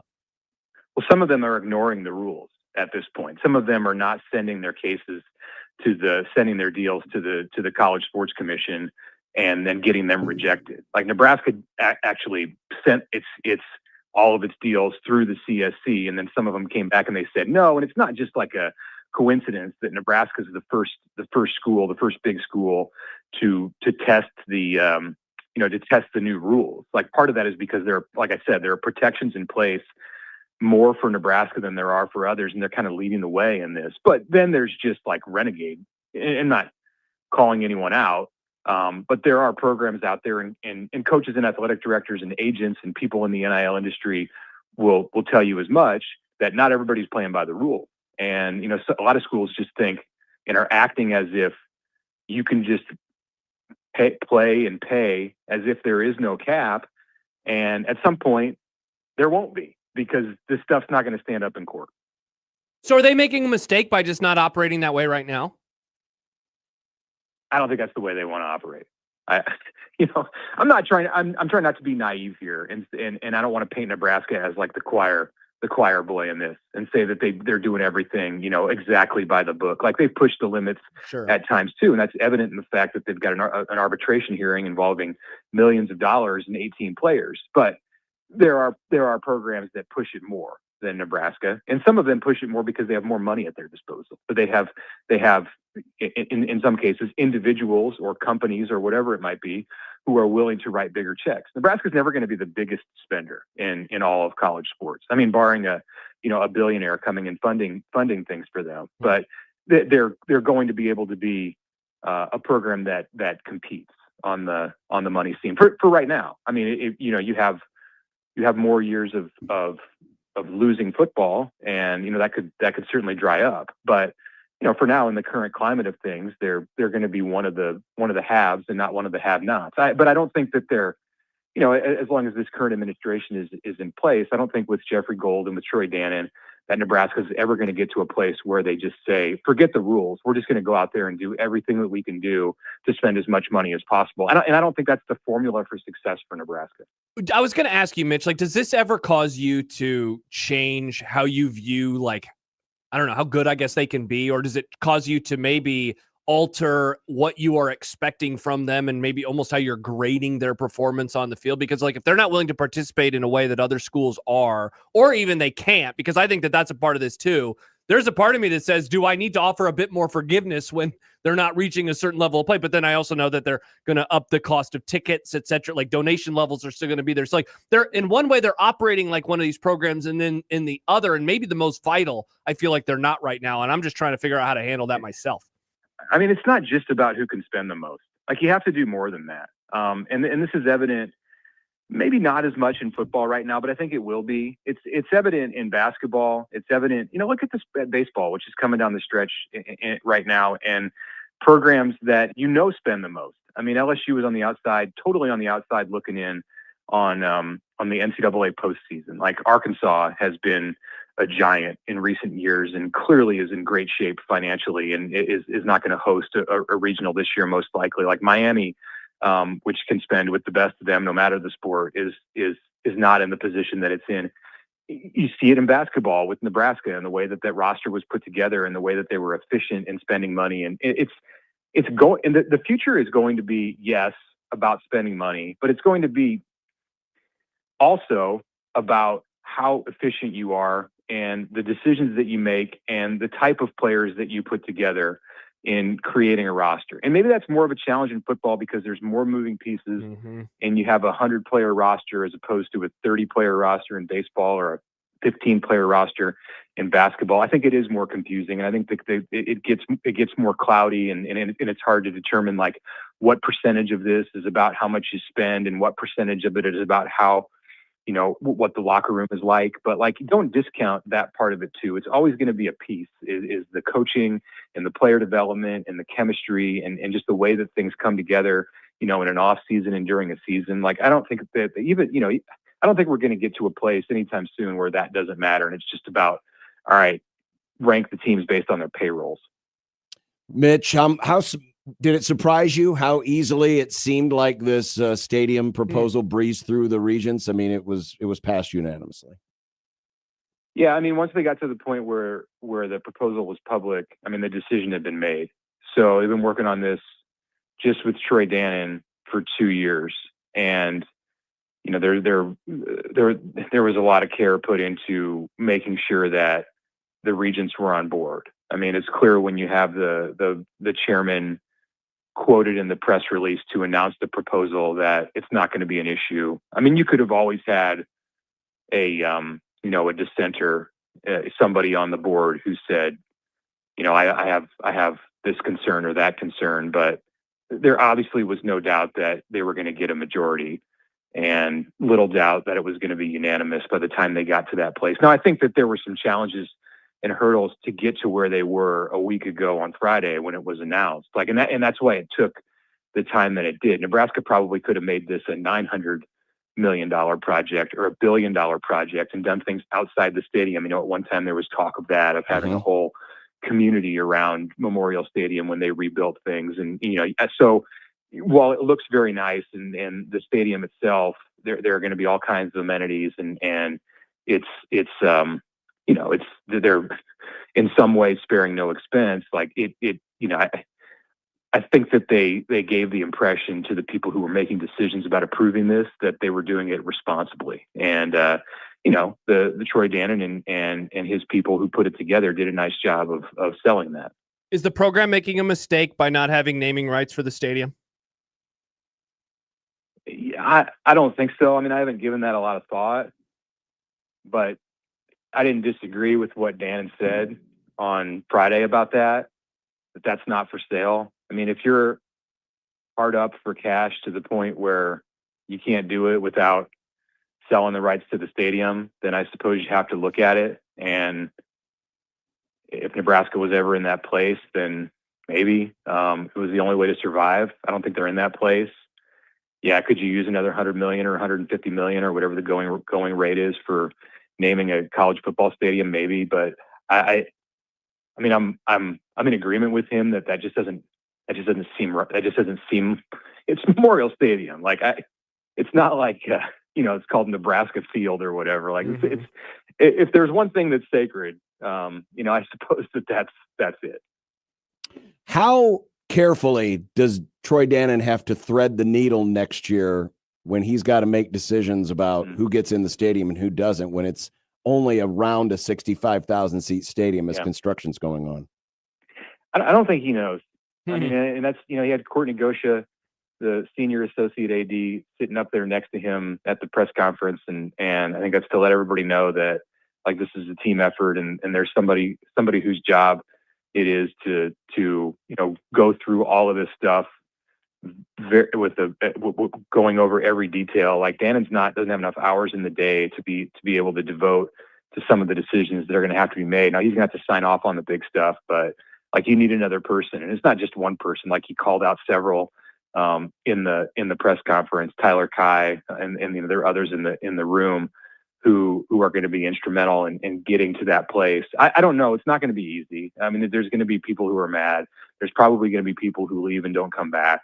And so much of like softening the impact, I think, depends on having a good football team. So that's why you have Matt Rule standing over there in the corner too, going, yeah, I've got a big part in this. And it could be uncomfortable for him for reasons beyond what's normal if you don't have a great season. Like, if Nebraska's not holding its own and like showing well against the best teams on its schedule next year, not saying nobody's saying Nebraska has to go undefeated or win 10 games, but like, you have to look like things are moving in the right direction, or otherwise you're going into 2027 when you're going to kick 15,000 people or 20,000 people out of the stadium, and you're going to be wondering if they ever want to come back. And Dannon made a point of bringing that up, that we have to put ourselves in a situation where those people, don't have that question in their mind, where they have to come back. They have to want to come back. So it's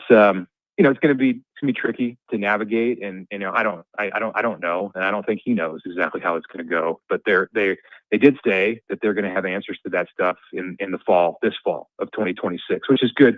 because I don't think that you should make people wait. I don't think you should be sitting here like in May of next year, 12 months from now, with people still wondering like if they were going to have their spots.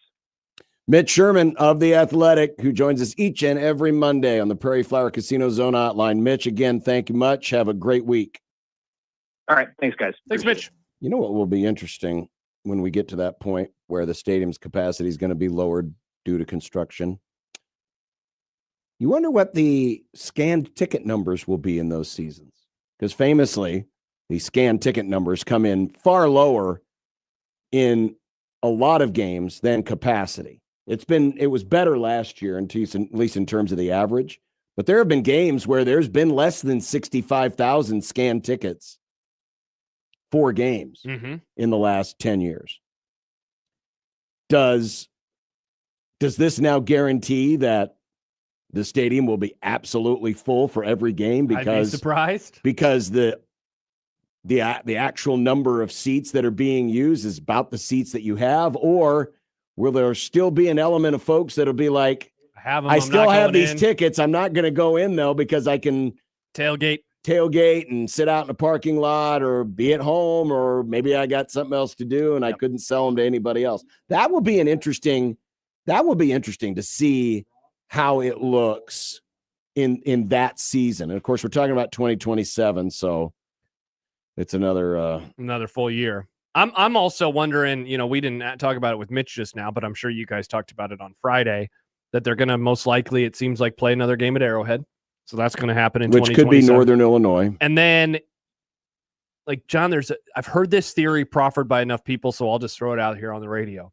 Is there a world where the stadium being smaller, there's almost this trial balloon of, you know what, I kind of like this, and they end up, it doesn't get to 80 anymore, but it's a little smaller than originally planned. You can certainly use cost of materials as a reason to not do that as well if you want.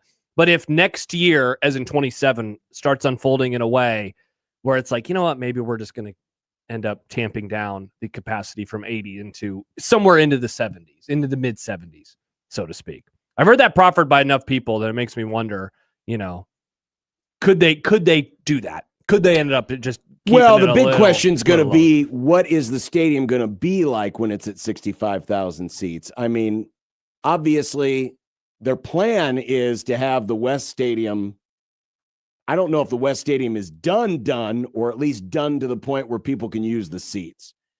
South Stadium, it will be just the lower section that, at least based on what I understand, would be done in 2027, usable. So you'll already be in the process of starting the next phase if you're on time. And so it might be hard to adjust on the fly if you're already putting in the footings and everything. I don't know. It's a good question, but it depends on how comfortable the stadium is at 65,000. Because usually when there's construction going on, it's a bit uncomfortable. There's a lot of inconveniences. Well, you see that at the airport, right? Pardon our mess, or correct, whatever they say. The other thing too, so old school season ticket holders are going to get moved around. You're going to have people that don't have a seat license now, or a donation, as they call it in college, and suddenly they're moved somewhere else. You will lose some people who are like, I ain't paying this crap anymore. Oh, sure. And so how many of those do you lose, and how many season ticket holders do you gain? Like, that's going to be the other part of this. Sean Callahan wrote about this today, and I agree with him. What they're doing in the West Stadium, which is similar to what we've talked about many times. It's what they did at Wrigley Field. It's what they've done at Fenway Park, is they've created these club seats in the lower bowl, to which underneath the stadium, you have these big private clubs, which are basically like, and those showed up in the video that they put out on Friday, where access to those seats gives you access to that club where you have unlimited dining and beverage options and fancier stuff that you're not going to get food anywhere else, better bathrooms, all of that stuff. That the sticker shock on some of those prices, like for someone who currently is sitting, let's say, at the 30-yard line, West Stadium, halfway up, those seats are going to go up a lot in terms of price. Now, what you get for that is going to be way better. Will be way better, but there's going to be some folks to whom they can't afford it, let alone if they want to. I could afford to do the donation and have the crummy seats that I have now. I can't afford this. Yeah. For sure. And so you're going to have some of those folks moving out. Definitely. There will be some people who would love to do it and they can't. And then there are others who are just like, I can't even do this. Rob, stay there. We'll try to get to. Also, I've pulled up the 27 schedule as well. Okay. We'll have more of that. And Michael Severe Monday coming up. A recap of the draft on 1620 The Zone.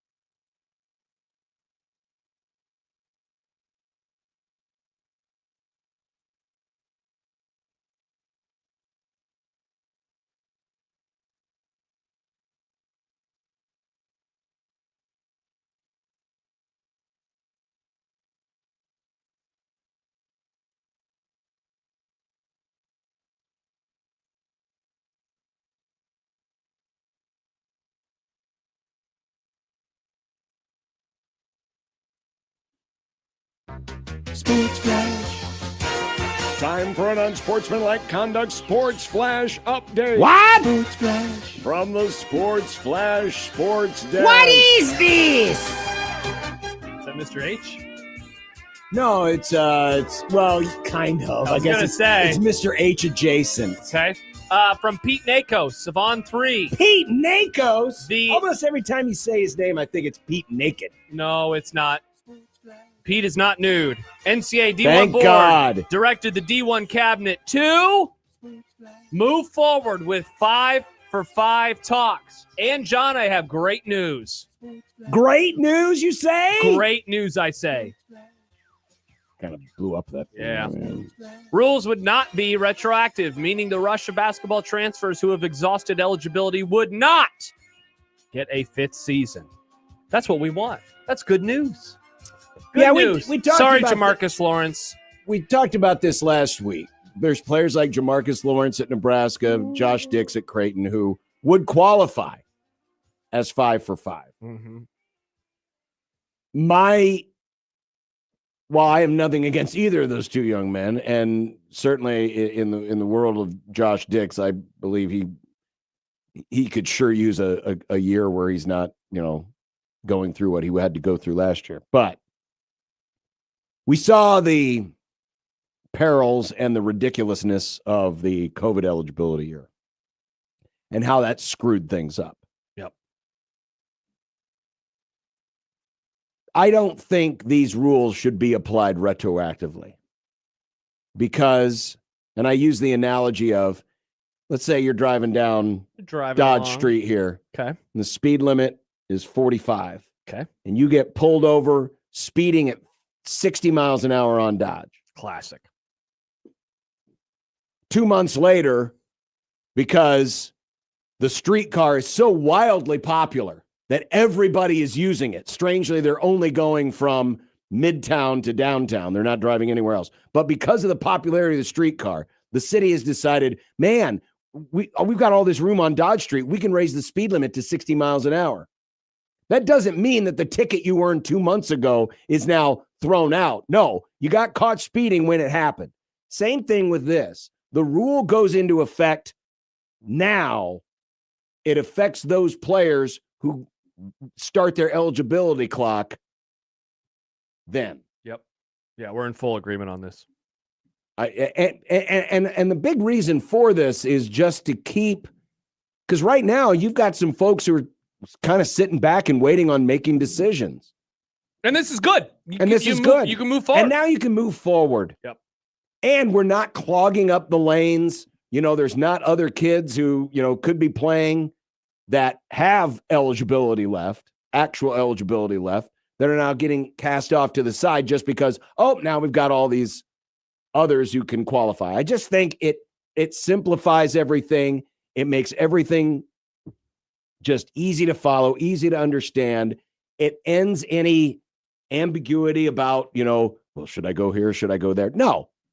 Your eligibility's up. You move on. Now, have they changed the rules? Yes, but the rule change goes into effect today, not 6 months ago or 12 months ago. We are in agreement. Let me read this email before we go to the phone. Mark writes, Equitable Bank inbox, about the stadium project. I wouldn't put anything past Dannon like permanently reducing the capacity of the stadium. He lied repeatedly about putting natural grass in the stadium and then backpedaled on that. I think he planned to do that all along. You could tell Rule wasn't happy about it when he was interviewed. Really? Okay. I was under the impression that Rule was in on the conversations when they decided they liked the artificial turf that they have, and we're going to he was arguing for years for grass, though. He was, but I think two things. One, I think it's possible they like the new artificial surface they have because they did change that out. Sure. And two, if you're going to host all these other concerts, and yes, we could go down the road of what happened on Saturday, but let's just push that off to the side for a moment. Okay. They want to monetize this stadium in ways beyond just the 6 or 7 Saturdays in the fall. They want more events in the stadium. Well, if you're going to do that, it's a hell of a lot easier to do it on artificial surface instead of having to replace grass every time that you move a stage on there. It's a lot more expensive to deal with it that way. Now, I'm pro grass. I'm team grass. 420 was a week ago, John. I'm team grass. But I do understand from a practicality standpoint that it's a lot more cost effective not to have it. And I don't think, and Dana didn't lie about it. They changed course. They just changed their mind.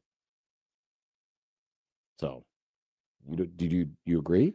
You think he lied? No, they definitely changed their mind. Yeah, it's weird. They were really like, we're going to have grass, and I think I think Rule was really, hey, we're going to have grass. He said, sounds good to me. And what are they going to have, like 2 events a year? Like, I think this whole events at the stadium thing is weird because you can have crap like Saturday.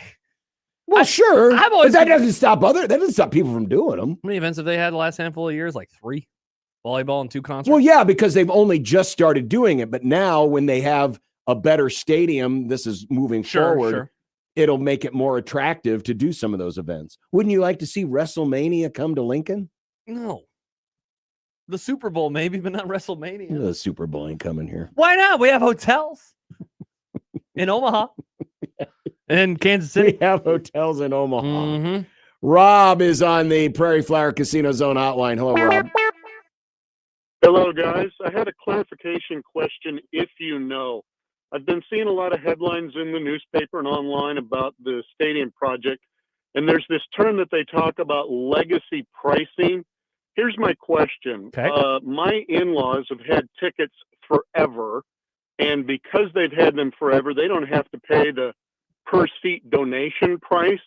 Do you know if going forward as part of this stadium renovation, they will be forced to start paying that donation per ticket? I believe so.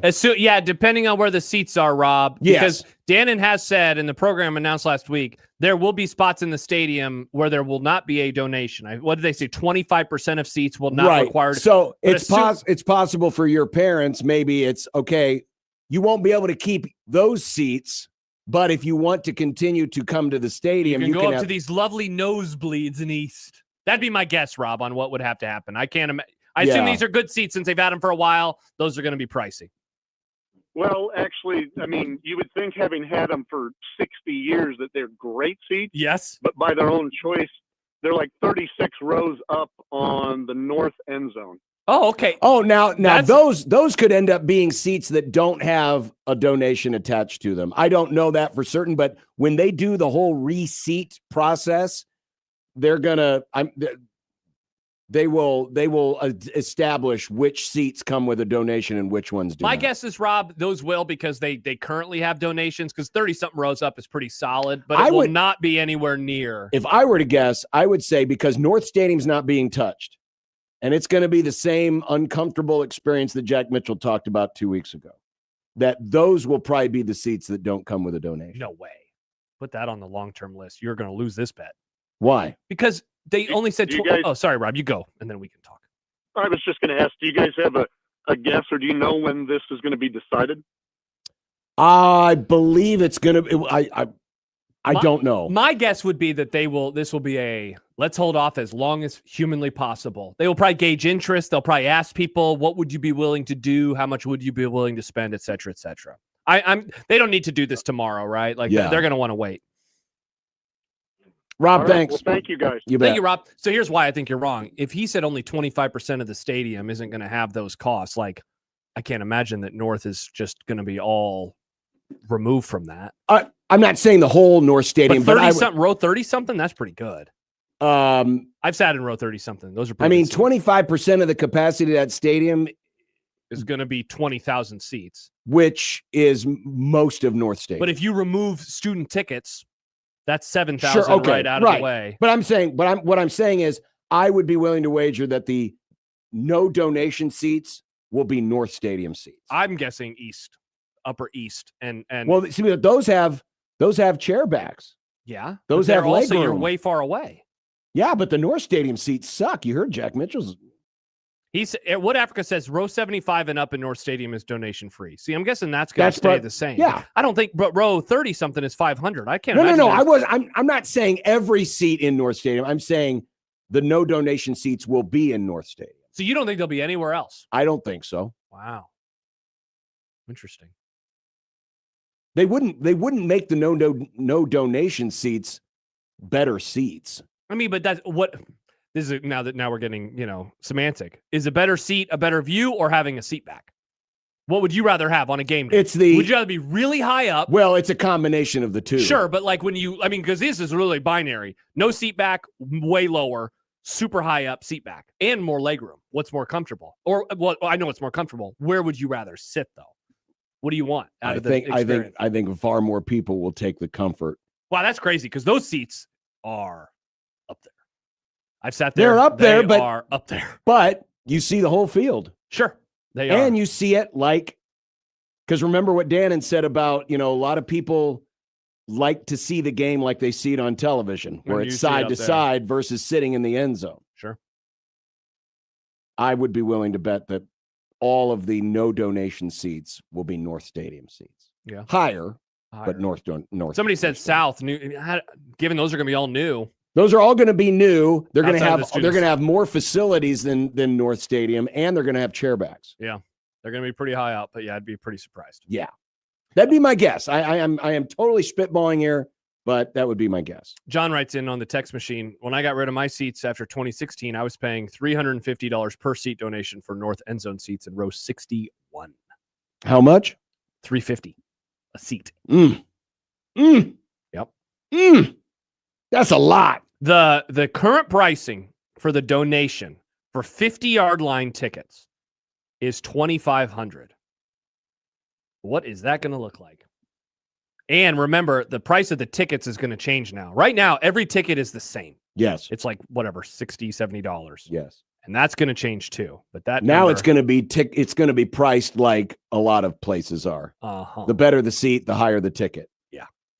So it's not only the higher the ticket, but it's the higher the ticket and the higher the donation. It's going to be way Where are all of the no donation seats in North Stadium? Or are there, I suppose South Stadium, there's quite a few, aren't there? Okay, so the South, it's next to the students. Yeah. That up in the worst part, that is no donation, and then row 90 something and beyond in most of North. The only reason over here, that's the visitor section. So that's the only spot that's no donation. The other cheap ones are 150, and so that's like the top of North, including some old North seats, not just the new ones. It looks like 601 and 613, which are the northern and southernmost on New East, and then the furthest part of the South, again, not including the visitor section. Wow, I am surprised that there aren't more no donation seats in South Stadium. Seriously, Except that's where there shouldn't sliver. be a donation. Right. That place sucks. Like, North, at least there are more, look, there's way more entrances and exits over here. There's more concessions and bathrooms. 1, 2, 3, 4, 5 in South. That is horrible. I guess you can come up from down there too. But North has 1, 2, 3, 4, 5, 6, 7, 8, 9, 10, 11. I would have loved, if I were a time traveler and I had a lot of time, because I'm a time traveler. Sure. I would love to go back to when Devaney and, the brass were designing the expansion of the North and the South stadiums, just to say, hey, yeah, do y'all not go to the bathroom in 1965? Yeah. What Do you know how long a walk that is to get all the way down to the bathroom? Well, plus on one of the, I think you can still see it on the southeast corner. There's like a door that just goes to nothing. And it's like, you got this door, right? You never thought about connecting it to this part of the stadium so you could walk? Maybe builders back then were idiots. The North and South stadium expansions are a testament to, we're going to do this as cheaply as possible. And watch out, man. Be safe with doing that this time around. Yeah. One more. Dan says, Liquid Trucking's on Twitter feed. Give me row 30 with no seat back, then watching it from space. You stand half the game anyways. That's a good poll. What do you mean you stand half the game? You ain't standing in row 35. Sometimes fans stand, John. If they go to Not the whole game. If they go to good games, they stand. Like the USC Most of them game? aren't good games. Remember, they got rid of the Tennessee game. I forgot. They don't want to play tough teams anymore. Sad. All right, we'll be back. 16:20 zone.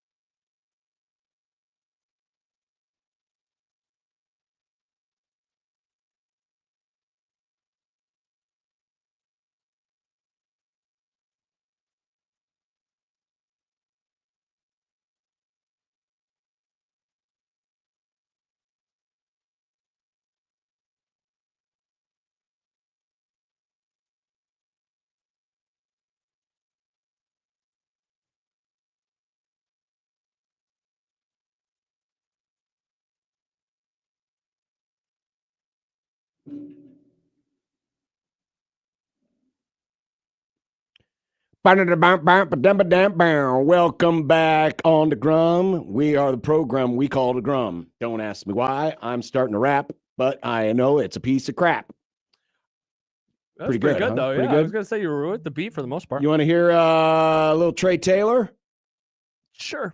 Here's Trey Taylor. Bring up the video there, Jake. Here's Trey Taylor earlier this week talking about the same thing that many top Nebraska recruits have talked about over the years. Bringing Nebraska back. I think the biggest statement that people always say but isn't really put out there enough is like, I want to bring Nebraska back again. Like that. Wait a second. Did he just say it was something that hasn't been said a whole lot? It feels like it gets said. I thought he said it. I thought he said it is said a lot. Let's listen. Oh, is it all right? Let me hear it again. Yeah. I think the biggest statement that people always say but isn't really put out there enough is like, I want to bring Nebraska. They put out there enough. Mm-hmm. So they say it, but they don't put it out there. So they're saying it behind the scenes. Sorry, I don't mean to keep restarting. Yeah. I think the biggest. No, I was gonna. Oh, sorry. I think the biggest statement that people always say but isn't really put out there enough is like, I want to bring Nebraska back again. Like that. Like everybody says that, but they always have their different reasonings, and it's not because the winning. Obviously, in order to bring Nebraska back, you have to win. Right. I think the biggest thing is like the culture. Like it's a blue chip school. Everybody knows about it. Everybody knows about it from the 90s. Like let's make it relevant in the 2000s. And I think Coach Rule has given me a great lead off for that race, and I just got to run with it now. So he wants to do it. Do you remember the Rourke brothers? Craig and Elmo? Chad. That was close. If I remember right, one of them, it was probably Craig, because he was he came to Nebraska and then Chad transferred. Wasn't their dad on the message boards a lot? I believe so. I believe so. Which goofy name did they have? Well, that wasn't Beck too lucky for the TD. Michael. I don't know why that will always stick in my head. I know why, because it's hilarious. It's stupid. I don't think that was that never happened, by the way. Beck never threw it too lucky for the TD. But if I remember right, because I was a young 16-year-old spry boy when Mr. Rourke joined the program. Mr. Rourke, that was the character played by Ricardo Montalban on Fantasy Island. Of course. That's exactly where I was going with this story. But he was the first person that I remember saying, we're going to get Nebraska back. And that was 2005. A long time ago. That's 21 years ago. That opinion of getting Nebraska back can legally have a beer. I swear, that's the first time I ever heard. Congratulations. We want to bring Nebraska back. You are legal to drink. Wow. Where should we go bar hopping with? A lot of we're great going to bring Nebraska back. We talked about O Street last week. Why don't we hit up all the spots and Nebraska being back and 21 years old can figure out which of them is best? What? You don't want to go to O Street? I kind of think we need to do like the small town bars. The places that only serve like Miller High Life and Pabst.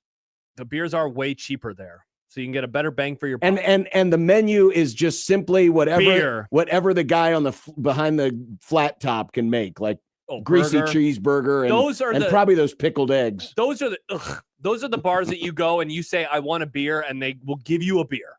It's not, because that's one of my pet peeves of movies. I want a beer. There's 100 choices. Pick a choice. But they're like, give me a beer. I should try that sometime. Go to a bar. Give me a beer. Just to see what they say. I want a beer. And say it confidently so that they know not to ask you what kind you want. Good point. So anyway, congratulations. Also, congratulations because Nebraska got a mitt. I saw this. Remember we used to have the Oh Baby? We did. Yeah. You don't have to look for it, Jake. This is like a 7-year-old bit that we used to do. Well, I need to bring back is cowbell. Yeah? Let's bring back cowbell. Okay. Sandy Creek, Georgia. Corey Hadley Jr. 2027 commit, a 4-star defensive back, is now in. He is in. Awesome. There was a good breakdown of it today from Inside Nebraska. Tim Verghese, if you want to check that out. I'm not going to do it here because I don't want to plagiarize. We got to talk to Michael. That's why we're not going to do it here. Yeah. That's exciting. It's exciting. Listen, they continue to be in on a lot of these players in high school recruiting. I love Maybe high school they could recruiting. maybe they just need to lean back into that again. Just say, screw the portal, back to high school recruiting. I did see Let's do it the old-fashioned way and see what happens. All right, real quick. I saw a tweet from Max Olson, dear friend of the Grum, ESPN, about the number of draft picks in this year's class. Here we go. 123 of the NFL draft picks transferred during their college careers. That is 48% of their draft picks. My takeaway was only 48%. Well, it's only so that means 52% of players that got drafted stuck with their school the whole time. Right. That is way higher than I would have ever guessed. Higher, but we're only really like 3-ish years into this whole thing. I would guess that percentage is probably going to change. It will, but what I'm saying is, going back to your thing, maybe it's all about old school recruiting. You're more likely to get drafted if you never Time transfer. to kick it old school. I want to see Matt Nate Rule. Klaus, get him on the Grum, baby. I want Matt Rule to be no more using his cell phone and his iPods, or what do they call those? The iPods. What do you call? What do you AirPods? AirPods, whatever. An iPod is an MP3 Whatever. player. We don't even have those anymore. It's 2026. It's time to go back to Walkmans and those crappy headphones that like Shane used to wear, the yellow. Yep. Not for me. Got to kick it old school, baby. Got to kick it old school. And no more doing the hand gestures in the pictures. Just stand there. You know what? Go Pioneer. Stand there and stare blankly at the camera as if you're being, mesmerized by aliens. Is that color like sepia? Add the sepia filter to it? All right, perfect. Pioneer days, baby. Let's do it old school, Matt. Oh, sorry, Coach Rule. We don't call you by your first name. He's the hat. We never called him Tom. The hat is forward now, John. It has been turned around. Michael Severe, speaking of old school, next on 1620 The Zone.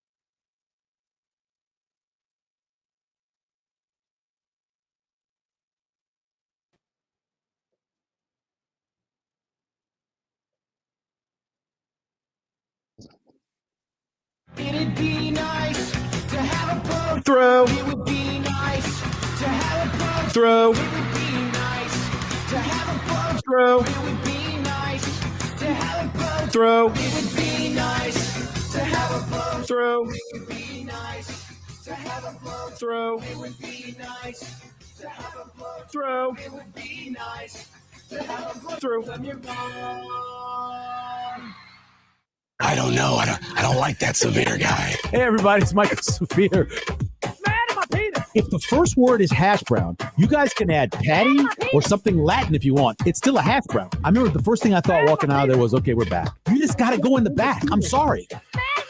This cat, now he had a good freshman year. He sucked last year. Why is it a surprise? He went through a struggle this year. Michael already brings the color. I don't care about fat Luca. I don't care about street clothes Anthony Davis. You both can go to hell. Michael Black.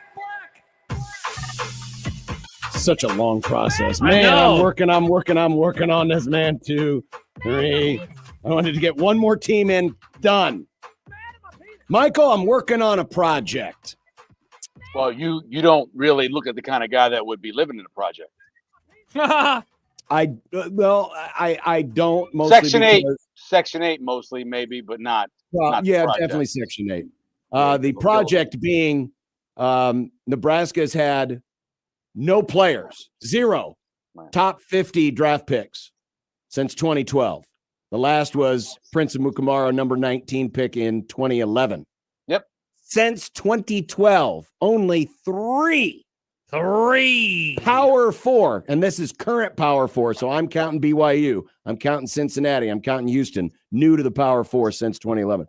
Only 3 Power 4 schools have 0 top 50 picks, the other 2 being Kansas and Virginia.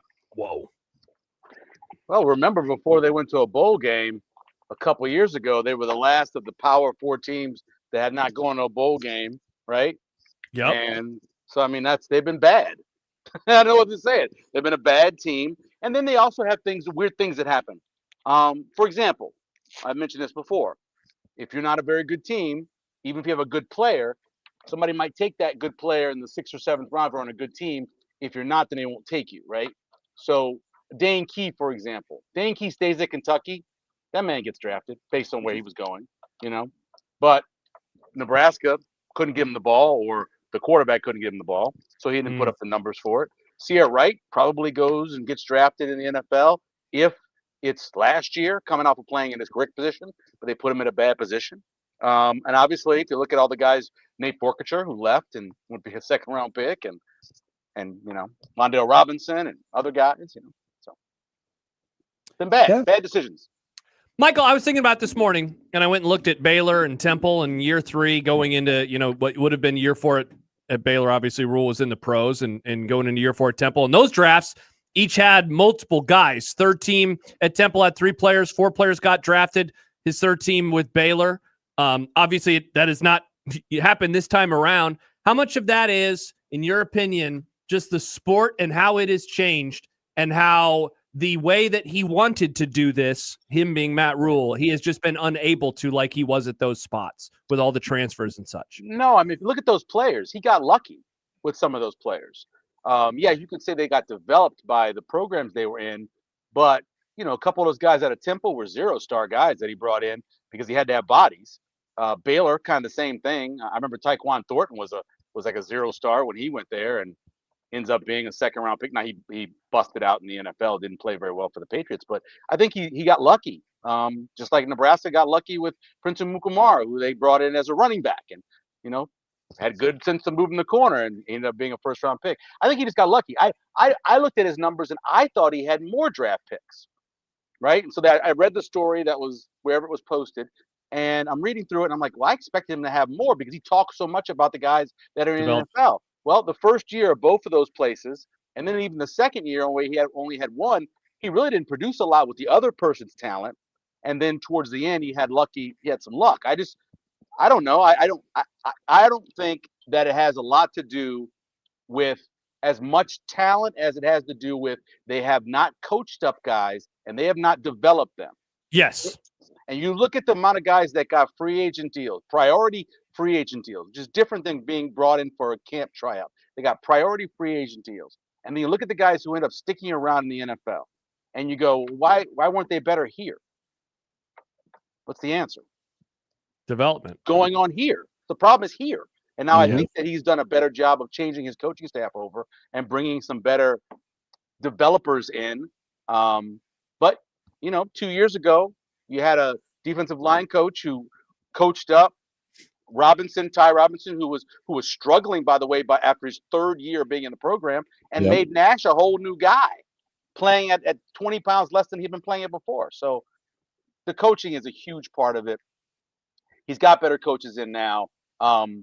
If you don't believe me, go look at I think 7 or 8 players that were drafted out of Indiana. You got JMU guys. You got Elijah Surratt, who came in, who didn't have any offers and went to St. Francis. You got a quarterback who was the first overall pick who had one offer, Cal. And it wasn't because he was a great football player, it was because he was a great academics guy. That's why he graduated so quickly. He was going to Yale. They take him from Cal. He's the first overall pick. They won a national championship. Look at those guys in that list. You got JMU guys. I think I know Cooper's one of the 8 that actually went to Indiana and was like a 4-star. But all the rest of those guys, that's coaching. That's development. That's having a good system. That's coaching. That's development. Yeah, exactly. That's what's missing here. I mean, a lot of times that's what's missing here. And we can talk all we want about Emmett Johnson because that's a great example of development and coaching and everything else. Emmett was leaving. He was on his way out. Luckily, the best thing that Holgorsen has done since he's been here is whatever phone call he made to get Emmett Johnson to come back. Yeah, for sure. Yeah. If you're Matt Rule and you've got this track record, how do you recruit to that? How do you when you're recruiting someone or you're trying to get someone out of the portal and you're like, well, I've been looking at your draft record. It ain't all that good. What do you think Matt Rule needs to say or has to say to these kids to convince them that no, I can get you into the NFL? Yeah, I don't know the answer to that question. I don't even know where that is on the list of recruiting anymore. I think that used to be really high. I don't know where that is now. Because the majority of the guys, more than 70% of the guys he brings in out of high school are going to go someplace else. So what I can do for you is I can give you some money. I can have you play in a stadium that is, still has a lot of name recognition. You can play at a university that has name recognition for football. But in terms of saying to them, I can get you the NFL, so what you're telling me is they should have had a top 5 running back in the recruiting class because they should have been able to point at Emmett Johnson, right? They do not have that, right? They should have had every great defensive lineman after Sue finished in 2009. And they didn't. That didn't happen. So I don't know if you can sell that as much as you can sell to these kids that we're going to pay you well, we're going to treat you well in terms of your academic support if that's necessary, the nutrition and all that other stuff. And then lastly, I'm going to give you the opportunity to get to the league. But I think there's more stuff than it used to be like that. I think that was one of the reasons why teams like Miami and some others, where guys would pass up going to another school and go to Miami and compete behind 2 or 3 other running backs or wide receivers, because they knew in the end they were going to go to the NFL. Now those guys aren't staying at Miami. They're leaving and going someplace else, right? So I don't even know how much that is an important thing anymore. Michael, last one for me on the draft related to Nebraska. Just, looking ahead 1 year, I wonder what your short list looks like in terms of players you think that we will be talking about, in the process leading up to the 27 draft. Well, it's Pritchett, obviously. Yes. And you got to remember after his freshman year, or when he was going into his freshman year, he was already projected to be this year first rounder. So they'd already, he already on the list. I think Andrew Marshall's got that kind of skill. After he puts up another good year of playing back in the secondary. Obviously, the guys that they brought in at linebacker, both those guys are draftable kind of guys. Chambliss is an athletic guy who could put up some numbers, I think, at the combine, and he would get drafted. Isaiah Hunter, if he continues to develop into what he is, I think he could probably be a draft pick. I tell you, last year I thought that that Dylan Raiola had a chance to be a draft pick, and obviously he's gone. I don't know if Calandre is a draftable guy at his size, but maybe if he stays, if he could maybe stay and have a really, really good year, he could be a 6th or 7th round pick. But I think that's about it. And then there's guys on the offensive line other than Pritchard that I don't know. Like, will Justin Evans get enough respect in like the all conference teams that gets his name out there to be draftable? I don't know, but that's a guy who's certainly talented enough to play at the next level. I just don't know if people are going to talk about him enough to get him there. There's obviously a lot of things that are going to go into how we judge or grade a Jeep Wade in his first year at Nebraska. But are you curious how much better he can make a Pritchard? So when we're talking at this point next year, if he's like he's a first round pick, how much of that could we maybe say, okay, I think this Jeep Wade guy was a really good hire. Well, I think we can already say, based off of the 3 linemen he helped recruit in, right, that he's already done a part of the job that you needed the guy to do. You got to have a coach that can go out and get transfers, get portal guys, and bring them in.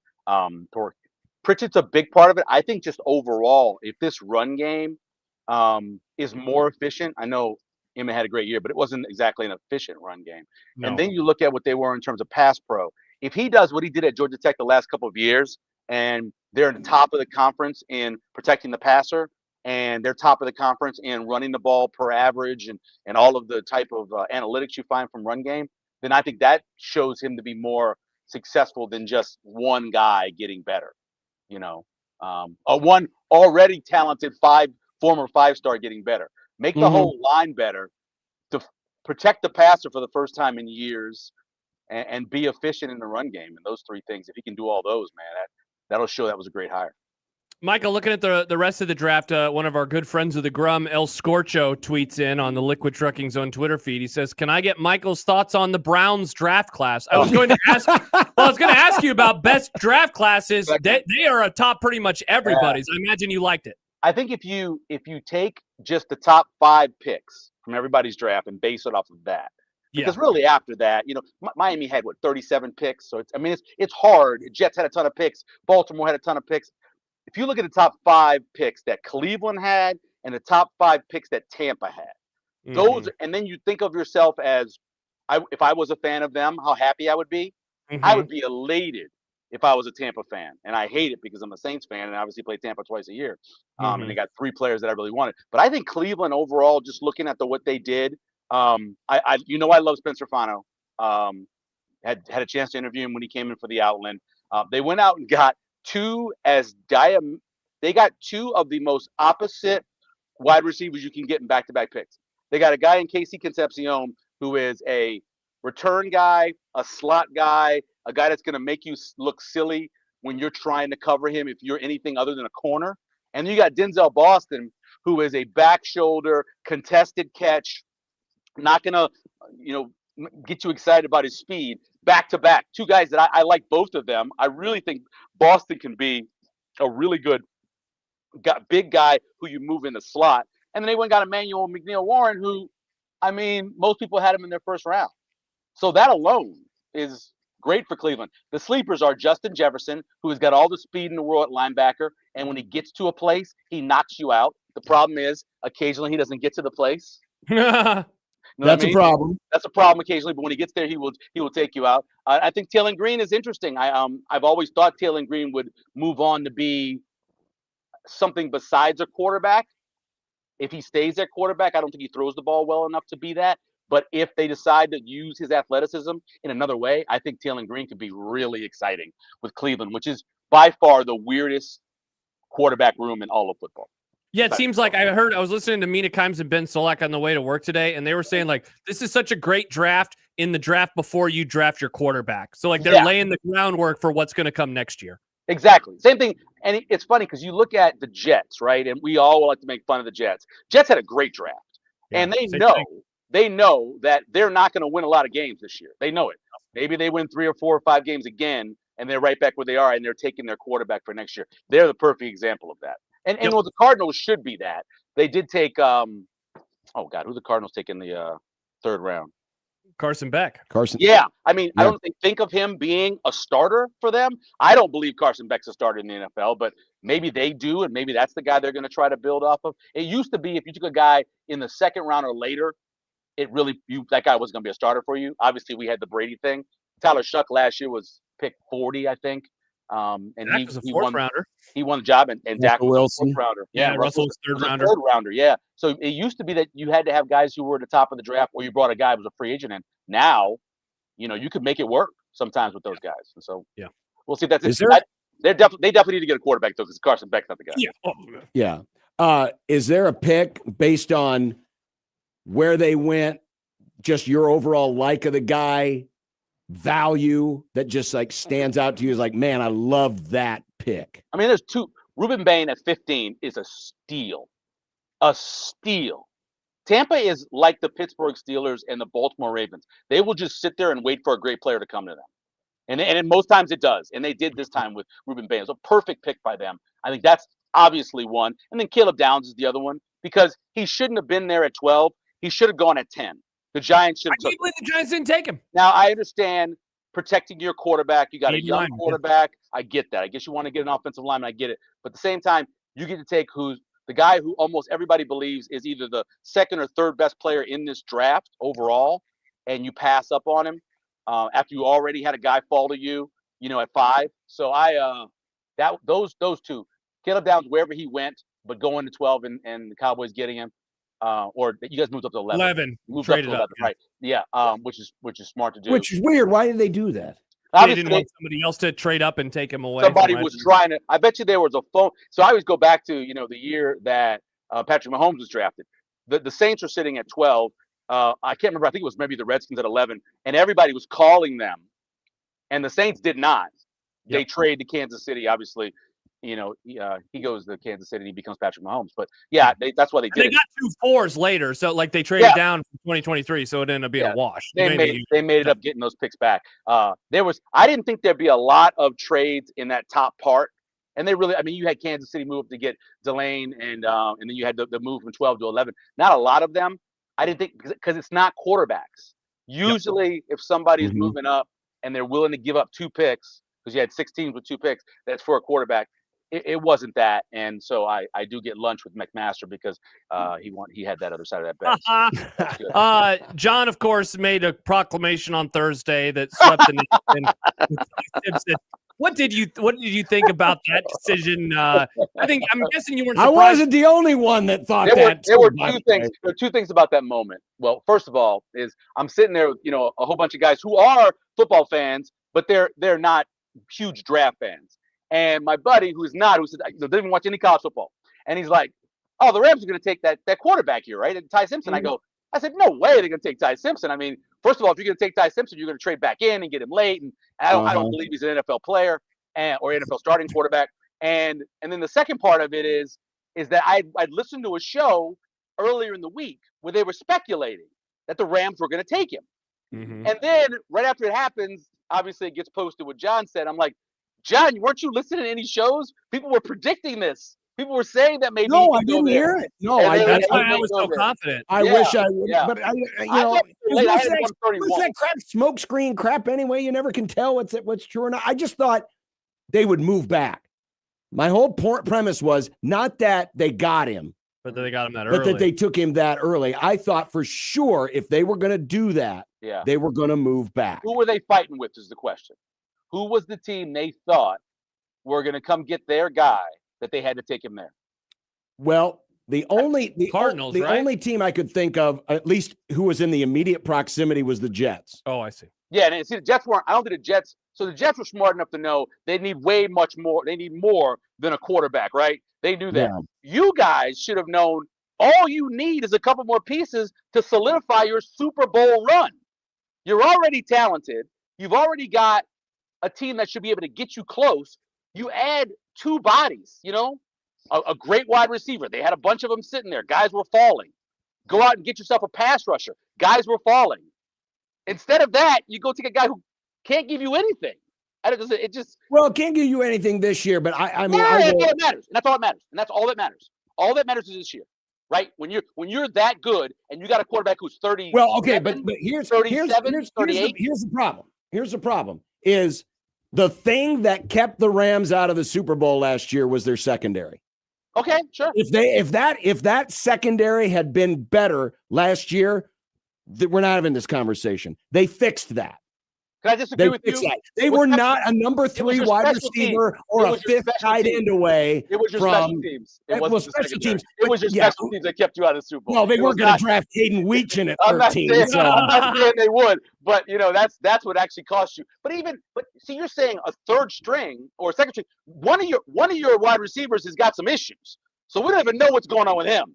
So to get security to make sure everything is okay would have been worth it with a wide receiver for sure. And you can never have enough defensive ends. I don't care how many you have.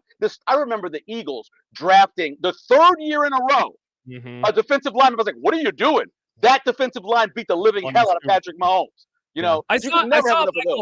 I saw someone proffer this theory. And I think it might have been Schrager, who is super tight with McVay. So you got to take it with a grain of salt. Yeah, he went to his wedding. But I thought it was an interesting point where he said, now that they feel comfortable with their quarterback of the future, next year's draft is loaded. Could they trade that first rounder for a wide receiver? And how I took it was, could they get into the A.J. Brown sweepstakes and undercut the Patriots and make a move for him by giving away next year's one? I wonder what, because they don't need, in theory, they're fighting for now, right? It's all about now. Theory, my ass. The guy's not a good quarterback. He's not an NFL quarterback. He's got 50 I agree. starts. He's not. I disagree, but that's fine. Nothing about him. Nothing about it. Give me one special trait. Give me one special trait he's got. One special trait. What one special trait? Give me one. I can name every quarterback. He reads defense as well. His footwork is excellent. He's hold mobile. on. Let's go back to his reading defenses. Okay, let's go to week 10 for Alabama and talk about reading defenses. He got absolutely confused in that week. That's what turned most people off against him in terms of him being a NFL quarterback. Plus, we go back. He's got 15. Go back to one game. That's fine. But I saw a lot of. I watched a lot of him last year. Last 6 games. Let's go his last 6 games. How about his last 6 games that he played? Is that a guy you want to start a quarterback? Did not have a running game. Protection was not very good either. That was not a classic Alabama football team. Let me just say to you, if you are a first-round NFL quarterback, you overcome stuff like that in college. You do. We've watched it. You don't have to have all this. This is why your head coach was sitting up there on the podium with his head in his hands, going, "Why the hell they do this to me?" Right? Wouldn't even answer a question. I disagree. You didn't see that? I disagree. I did see it. I think no. He explained. He explained what the deal was there. He lied. Listen. Everyone's going to read what they want to read. The narrative has already been written. Now we got to wait 2 years to see if it actually plays out. Or three. It could be longer than that. And you're going to have a quarterback who's had 15 starts over the course of 6 years if it goes to that point. Sure. 6 years. Listen, and all of a sudden you're walking and playing quarterback in the NFL. Concerns me. Absolutely it does. But the physical tools, the intelligence. He doesn't have a big arm. He's not like a Niners fan with Trey Lance. He's not overly mobile. He doesn't have a big arm. What do you mean he's not overly mobile? He's not overly mobile. Watch Alabama last year. That dude kept drives alive. Get out of here with this. He wasn't overly mobile. That's ridiculous. What is overly mobile? You're saying he's functionally mobile. That's different things. If you want to talk football, we can talk football, John. I understand that. He's not. He's the guy to run for you. He's not mobile. Not in the NFL level. The Rams aren't asking him to be. I'm not saying he's not asking him to run for yards. Give me the one thing that makes you think this guy an outstanding trait. He doesn't have any of them. Even people who do this for a living he has no outstanding traits. No outstanding traits. Yes, no A+ traits. He What's does his not best have any of those. What's his best I'd trait? say his best trait is probably his anticipation on the first read. I would say his anticipation on the first read is his best. He does not necessarily have a lot of issues when his pocket is muddy. Doesn't have that as an issue, right? Which is good. But everything else that makes you say this guy is a first-round pick, he's the future of my franchise, is average. That's the concern about him. It's the 15 games, and it's the fact that he doesn't have any outstanding traits. And I would agree. It's funny when next year somebody's going to take, probably if he comes out, Arch Manning, right? Mm-hmm. And you're going to ask, what's his outstanding trait? Well, he's got a huge arm, right? Yeah. And they're going to say pedigree, and then they're going to say that he has 36 starts or whatever he's going to end up having. That's what they're going to say. when you get with a guy like Ty Simpson, you just don't have those. That's why I don't get it. Right. And you want to win this year. That's my biggest thing, John, is just you want to win this year. You have the best roster, and you just went out and drafted the least athletic draft in the history since they've been keeping track. Did you they see also that? didn't have a lot of picks. You had 6 picks, and you got the least athletic draft that they've ever done since they've been doing next year, which is really weird. I mean, the rationalization, and I'm not making this, I'm just saying what they're thinking is we've got the roster already. Now we're thinking about next year. Where the Rams are not going to have a pick in the top 20, at least if all goes well. They ain't going to have a pick to get one of those quarterbacks next year. And assuming that things go well, again, assuming. And we don't know. I mean, Rams could not make the Super Bowl next year and Stafford still retires. Sure. I mean, that's very possible. And so they're figuring, all right, we're going to get the quarterback that we think is going to be our future now because we know we ain't going to get him next year. And the only way we're going to get anyone commensurate with that is we're going to have to trade our asses. Who did that, John? Who did the exact same thing you're saying? Who was the team that thought they were so loaded that they could draft for the future? And it almost ruined them. The Niners. Mm-hmm. The Niners were so loaded. They're like, oh, we can draft a guy who's going to miss a whole year because he's injured, but he's going to be really good. And we can draft another guy who's got this potential. And when you start doing that, all of a sudden. What happened? Oh, did he unplug his headphones? Oh, all right. Well. Wow. Dang. Just kind of ended. Sean McVay cut him off. Wow. What's going on here? Sean McVay cut him off. Just said. Andrew writes, John was so against Simpson last week. Now he's the president of the fan club. I am not. I'm just telling you what the Rams are saying. I'm not saying what I'm saying. I will also say I liked a lot of the things that I saw on film. I am not against having Ty Simpson on the roster. My objection was where they took him. Yeah, my biggest pure and simple. I think he's going to be a good quarterback in the NFL, especially with this coaching. That would be now. That's Michael was saying. What's his best trait? His best trait cannot be that he will learn from Sean McVay, but that is in my opinion, the strongest argument for him is you got Sean McVay coaching. Correct. I mean, his numbers in play action, which the Rams do a lot, is off the chain. Sam writes, I can't imagine the Packers Twitter meltdown if Love went at 13 instead of in the 20s, and it was already a pretty solid meltdown. Yeah, it certainly was when they drafted him a few years ago. Yeah. And that was a good conversation. Now just ended. Yeah, I wonder what happened. Sad. Because he got up in the middle of the answer. I don't know. All right. Oh, his computer just died. It went. So literally, so he didn't have it plugged in. Oh, he's got it. Bye, Michael. That was good. He doesn't plug his computer. Well, he didn't have it plugged in there, I guess. Wow. Yeah. I'm always so. Yeah, you always have yours plugged in. I'm always anal about that. Mm-hmm. Well, this computer uses a lot of battery. Mm-hmm. That's true. Use a ton of battery. All right. I told him to have a great day. Thanks, Michael. Have a great day. Great chat. Stop defaming my franchise. My winning franchise. Alex and Lincoln, Bishop silencing Severe. Yeah, what did you do? You said Sean McVay, but are we sure this wasn't you texting his wife? Go get his computer and shoot a gun at it or something so it dies. Well, I think we would have heard that. We might have heard it. That's true. I'm guessing we would have heard that. Jordan says, shortest Michael segment ever. Exactly. It's already done. It's only 5:23. Sad. We've got next week and we the have week lots after that, of weeks for you two to yell at each other. The week after that, the week after that. Well, that's the thing. Again, the narrative on this has to sit and bake for years, for a couple years. Yep. That's too bad. Or maybe it'll happen this year when Stafford goes down in week 7. I was going to say, and he plays this year. Plays this year. Yeah, that could happen. The biggest concerns I have are the experience. That's never good. And how slight he is. He needs to get bigger. He needs to bulk up. Yeah. He's a little thin. Yeah, going back to the Jordan Love comp, the thing that really makes this stuff tricky too is the value of having young quarterbacks is that you have them way cheaper than if they're an all-pro and you know it early, you got them for 3 years for sure. Mm-hmm. And if all goes well, 2 of those 3 years, he won't need to see the field, and maybe even in 3 of them. Now the Packers, they made a bet on Jordan Love after only 1 year of starting, and I think that it's a solid bet. Like, he's obviously a starter. I still don't know if he is like the dude. I don't think he is. I don't think Ty Simpson is either, though. But I'll be honest, I didn't really watch a whole lot of Jordan Love in college. I think he's more of a toolsy guy, though, than Ty Simpson is. But both guys coached by, similar coaching tree and really good coaches. I like McVay more. Jean-Claude says John probably has 1,000 tabs open and hasn't run a virus scan in his life. Yeah. I hate having a ton of tabs open. John is an anti-tab man. I get jittery if there's more than 6 open. Mm-hmm. John doesn't like doing that. And I run virus scans when necessary. I want my computer to work.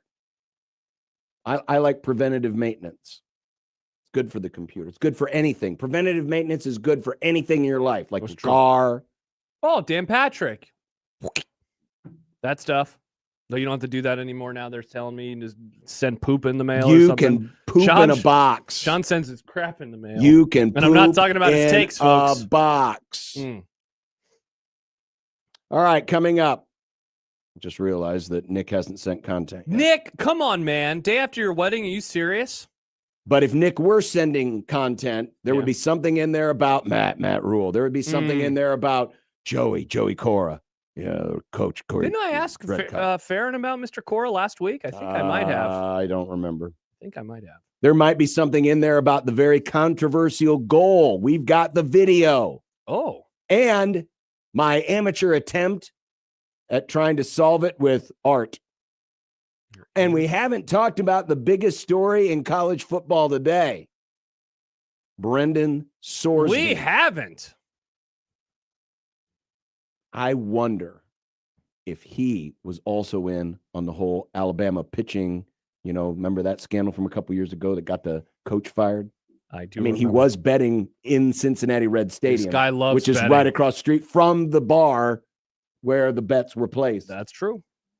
That and more as we continue on 1620 The Zone.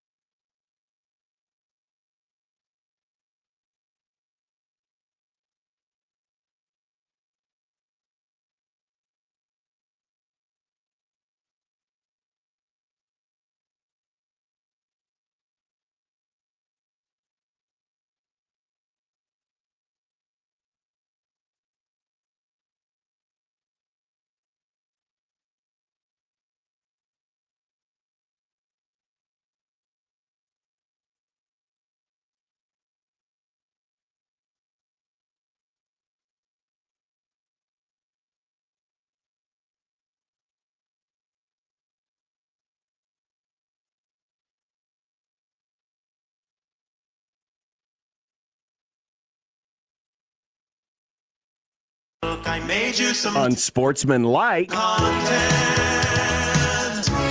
Unsportsmanlike content. Unsportsmanlike content. Content. What are you counting right now during the breaks? I'm going back to see how many top 50 picks each school has since 2012. Okay. I want to count. How far in are you now? I'm only halfway through the Power 5. Okay. There's a lot of schools like Ohio State and Alabama just hog all of them. They It's certainly do. It's ridiculous. You know what's not ridiculous? This week's zone deal for the Woodcliff. It's Omaha's best outdoor patio. You can enjoy all their delicious food with a perfect view of Woodcliff Lake. You can get two $25 gift vouchers, a $50 value for only $25. It starts this Friday at 9 a.m. Check it out in the deals tab at 1620thezone.com. Listen all week to Unsportsmanlike Conduct. That's us. For a chance to win $50 worth of gift vouchers to Woodcliff. That means we got to do another fun game. You got to do need to get to 6 and just ask the listeners to count to 6 again, like you did. Well, might as well, because your questions were ridiculous. Name the last 6 winners of the Boston Marathon. No one cares. Didn't do that at all. I asked for quarterbacks taken number 1 overall. I thought we had sports fans that listen to this station, not idiots. No offense. Have you not listened to the need to get to 6 game? Good point. Jake, you're asking some questions. Yes, Take it away. As we discussed with Michael earlier this hour, Matt Rule in Nebraska had just 1 player drafted into the NFL. His third team at Temple put 3 guys in the NFL, while his third year at Baylor put 4 in the NFL. Do you see anything changing in 2027? They'll put Pritchett in the NFL. I don't know who else beyond that at the moment. But will he make it into the top 50, the list that you have spent every commercial break working on today? Will he do that? Maybe. Or will we run this stuff back a year from now saying, hey, remember that project John did last year? Just remind me if we get to that point next year that I have this list. I think they'll definitely put him in the league. Put it on the list. He will be a top 50 player into the NFL draft. I think he improved enough, and he has all the measurables. Maybe one other guy. So at least double this year at least. But I'm not feeling super great beyond that. A controversial goal call put the Anaheim Ducks up 3-1 in their Stanley Cup playoff series with Edmonton. The issue is whether or not the officials actually called the goal good on the ice before replay. Here is the video. That's what I said. I'm surprised this called a goal on the ice. But obviously that's what they felt they saw here. This is going to be the best look. And, I mean, you can't see it 100% over the line, but that's because over the it's line. called a That's goal over on the line. ice. And again, the fact that it's called a goal on the ice. So it took a while for them to acknowledge that the goal was called a goal on the ice. Yeah, so the puck mostly entire goal. What do you guys think? So it needs to go all the way? Yes. This is different than football. In football, just have to break the plane. But and what did hockey, they call this? They called this a goal or a no goal? They called it a goal on the ice. The controversy was it took them a while to actually confirm that that's what they had said. And then they went to review. And did they overturn it? And because the review wasn't conclusive, they had to stay with the call on the ice. That it was the a call goal. is a goal. Okay, and you have a photo of it. I was going to say, I am guessing, it's nice that you have a line there. I'm guessing that it was in, but there is no conclusive evidence of it being in. It certainly looks like it, just given how a circle works, that it's closing in on the top, and thus there's going to be a tiny bit of difference between that and the line, but it's not conclusive. But they also called it a goal on the ice. So what's the question here? Did they do it right? I mean, I don't know. You got it right on the ice. I think that they got this correct in the end. I think this ended up being a good call. So for the benefit of the listeners who aren't watching right now, so what I did was I superimposed the back end of the goal line. So you made this graphic? Yeah. Good job by you. And John. I just what I did was I put a blue circle over the puck to estimate where the edge of the puck would be in relationship to the back of the goal line. And this is not perfect. I'm not saying that this is definitive, but by doing this, it does show that there's just a little sliver of white ice that would be exposed. Thus, it would be a goal. Again, it's not perfect. It's not precise, but it was that close. But amazing how the narrow Ducks, this was. And Anaheim beat Edmonton. And so Anaheim wins, and they're up 3-1. I think that in the end, they actually got the call right. I understand why, if you're an Oilers fan, you're pissed today, though, because there is no conclusive evidence because the skate's over it the whole time. Correct. Wow, that's wild. So Diego Pavia is headed to Baltimore for a rookie minicamp. Any chance he makes the team? Yeah, if all the other quarterbacks get hurt or sick or just decide to leave, I don't think Diego Pavia has a future. He's too tiny. I understand why he was, fighting for another year of eligibility because he would have made a lot of money. He would have brought in a lot of engagement and all those types of things. No, I'd be very surprised if he made it. Which, by the way, is fine with that. I like the fact that in college you can have guys like Tommy Frazier, for example. I was going to say, like the old days. They were huge stars in college because it worked for them, but they just, they didn't have the right skill set for the pros for whatever reason. That's how it used to be. It's how it can be and today. That's fine. Yeah. Are and people then you mad can go about on, this? And then you can go on and be professional in things other than sports. Sure. Go make a lot of money living in Nashville, Tennessee. It'll be just fine for you. So the Red Sox fired manager Joey Cora and 5 of his coaches Saturday and promoted their AAA manager Chad Tracy on an interim basis. Many are wondering where the Red Sox go from here. Where do they go from here? By the way, it's Alex Cora, not Joey Cora. Oh, did I? Can we blame Nick for this?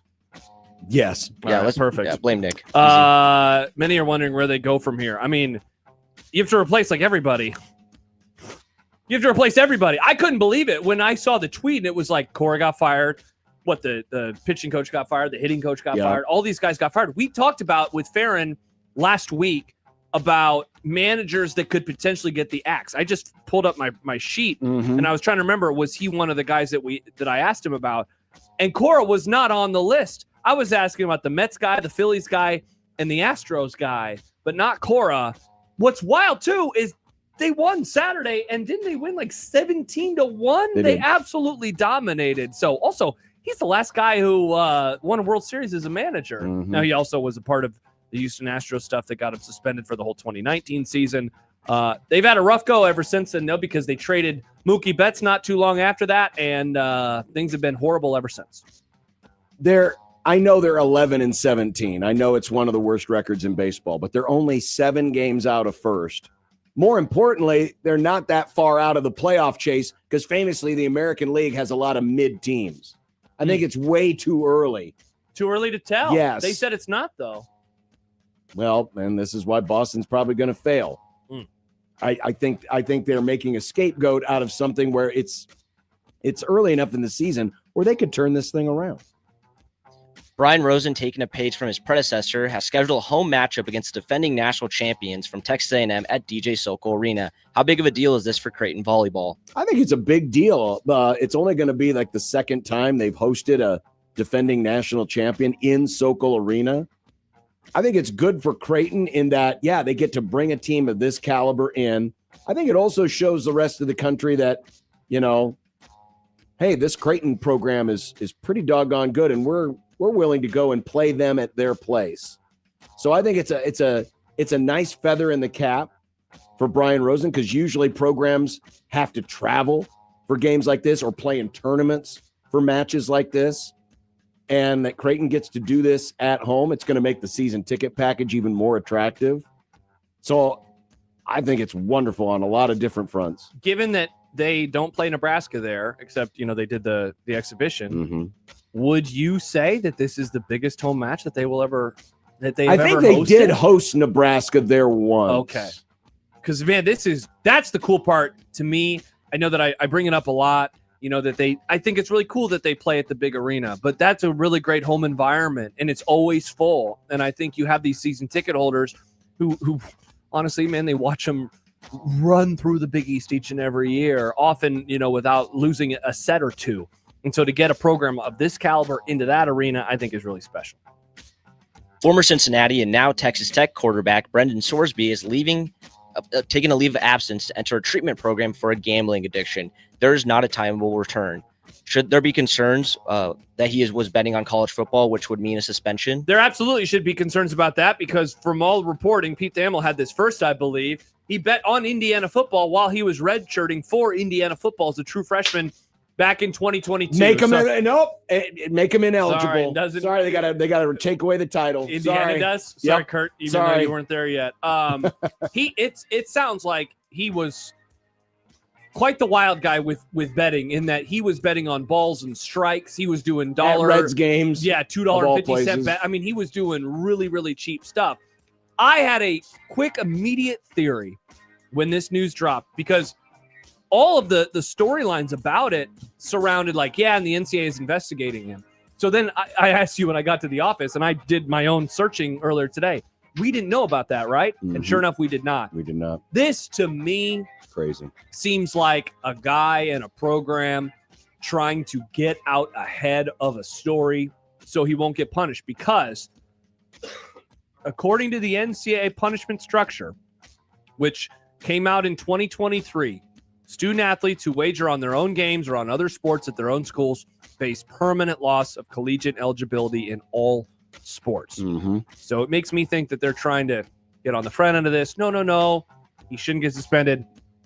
Following the rules, his career is done. Yep. And maybe he tries his hand at the supplemental draft. He's done playing college football, though, if they follow the rules. Yeah, he is. If this investigation finds what Pete Thamel is reporting, and if that's the case, and it's hard for me to believe if a guy has this much of an addiction where he's betting on balls and strikes at a baseball game, the odds of him betting on college football, pretty good. Yeah. What did you think of the end of the Minnesota-Denver game on Saturday night? Was Nikola Jokic in the right to react like he did? Did you see what happened on Saturday night? I heard about it. I didn't see it. Fight. So, yeah, there's a fight. So, a couple seconds left. Guy gets the ball ahead, goes and lays it in with 1 point whatever. Sure. Jokic immediately triggered, runs down, starts pushing him, and a fight ensues. I thought it was a horrible look for Jokic, a horrible look for the Nuggets. They are down 3-1. They could lose the series tonight. Meanwhile, Minnesota was without their best player for a large portion of the game. And their second or third, depending on how good you view DiVincenzo, they were without him. And he's done for the rest of the year. He tore his Achilles. We'll see what happens with Ant. He's not going to return in this series, though. It's a terrible look. It's a horrible look for Denver. All because a guy went in and got a garbage layup at the end of the game. Correct. And so it made him all sorts of mad. So it wasn't even a dunk. No, I don't think so, right? It was just a layup. Yeah, it was just a layup. Yeah. Wasn't a dunk. It was just a super chill layup. Not that I'm saying it justifies it. He wasn't. Not that we're going to go all Hassan Diarra on you, but not Jeremiah Neal situation. Yeah, not one of those. But I would understand it a little more if it was like a showboat dunk, why you would react that way. But that it was just a layup. It was pretty bad. Pretty bad, John. Yikes. Pretty bad. And speaking of, will OKC and Minnesota close it out tonight against Phoenix and Denver? Sure. OKC, yes. Yes. If the Nuggets have any pride, they will win tonight because the game is back in Denver and Minnesota is without two of their best players. So they could lose the game, play really well, lose the game, but you're saying they would have no pride in that circumstance. Correct. You're saying if they have just a tiny bit of pride, they'll win the game. They should. So is there any way we can measure their pride at the door? Like when they go through security, can we check to see if they have any I need pride? to see the result of the game, and then I'll tell you about their pride. Oh, levels. okay. I see. It's one of those things where you confirm it. Okay. They better win this game. Sure. It's a joke. Well, that's it. They did call him Joker. Joker. They call him the Joker. Call him Joker. Yeah, they don't call him the Joker. They call him the Joker. They could call him the Joker. They might as well. All right. What's for dinner's coming up next? We'll wrap up the Grum on 1620 The Zone.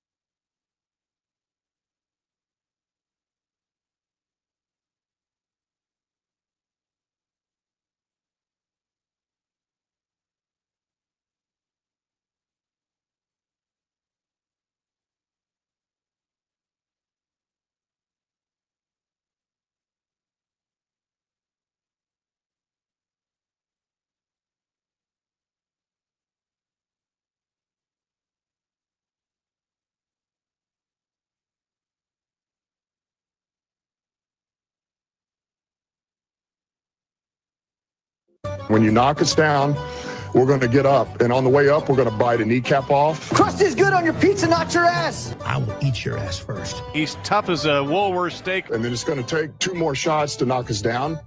All right. And on the way up, we're going to take your other kneecap. I'm ready to hang them up, gut them, and skin them, and chop them up. You know what? I'm ready. My daughters aren't starving to death. I'll eat my neighbors. And we're going to get up, and then it's going to take 3 shots to get us down. And when we do, we're going to take another hunk out of you. Cliff, what are you going to take away as your best memory from playing basketball at Boston College? Probably just like going out to eat. So they did the street tacos and the chips and the stuff at the wedding. Oh yeah, it was good. Good. It was good. It was good. Very good. I have no idea what's tonight. We are going to Backlot Pizza. So I'm going to have some pizza. Had those gift cards. So I'm going to go there. Nice. Have a lovely dinner. Nice. Jake? Gonna have some homemade chili tonight. My mom's making some. Homemade So, Whoa! yeah, so I'm Shout excited. out. With or without cinnamon rolls? I don't do cinnamon rolls. Hell yeah, I Jake. know. It might be What bad is of me about up? being Nebraskan. No, that's a great take. You don't put the cinnamon rolls in the chili. You just Some eat people it with do. the Some chili. freak shows Well, do. some do, but I'm just saying you eat them separately. Fritos and cheese. That's all I need. Well, and that's good too. That's fine. Yeah. What's the other question people ask about chili? Like beans or no beans? I've heard yeah, that that's a question. big. What is in your- Texas? It's no beans. Oh, I have beans in my Yeah, chili. I didn't think it's realize good. that was a thing until I don't remember how Yeah, many years Texas ago. chili ain't got no beans. I don't mind beans in the chili. Tay says Detroit style pizza is good and adds they're having spaghetti dinner. Oh, that's nice. Spaghetti dinner, not just spaghetti. They're having spaghetti dinner. A whole dinner made out of spaghetti. That's cool. That's good. There's nothing wrong with that. Wow, you sound disappointed. No, that's not disappointing The at all. Cindelars letting John down. No, yet you're not again. letting me down. I don't have a problem with Unreal. that. It's good. It sounds good. It's great. It's great. Tomorrow's even better. Is I Is he finally going to join us on a Tuesday? I'll check tonight. I wanted him to be a Wednesday guy. He's like, no, I can't ever do Wednesdays. Meanwhile, he's a Wednesday doing guy a Wednesday. now. I know. Yeah, make up your mind, Farron. Brunts, Sipple. You, me. Hot Take Market. Yeah. Hot Take Market. Other stuff. Yeah. No slice. No slice. Bummer. Bye.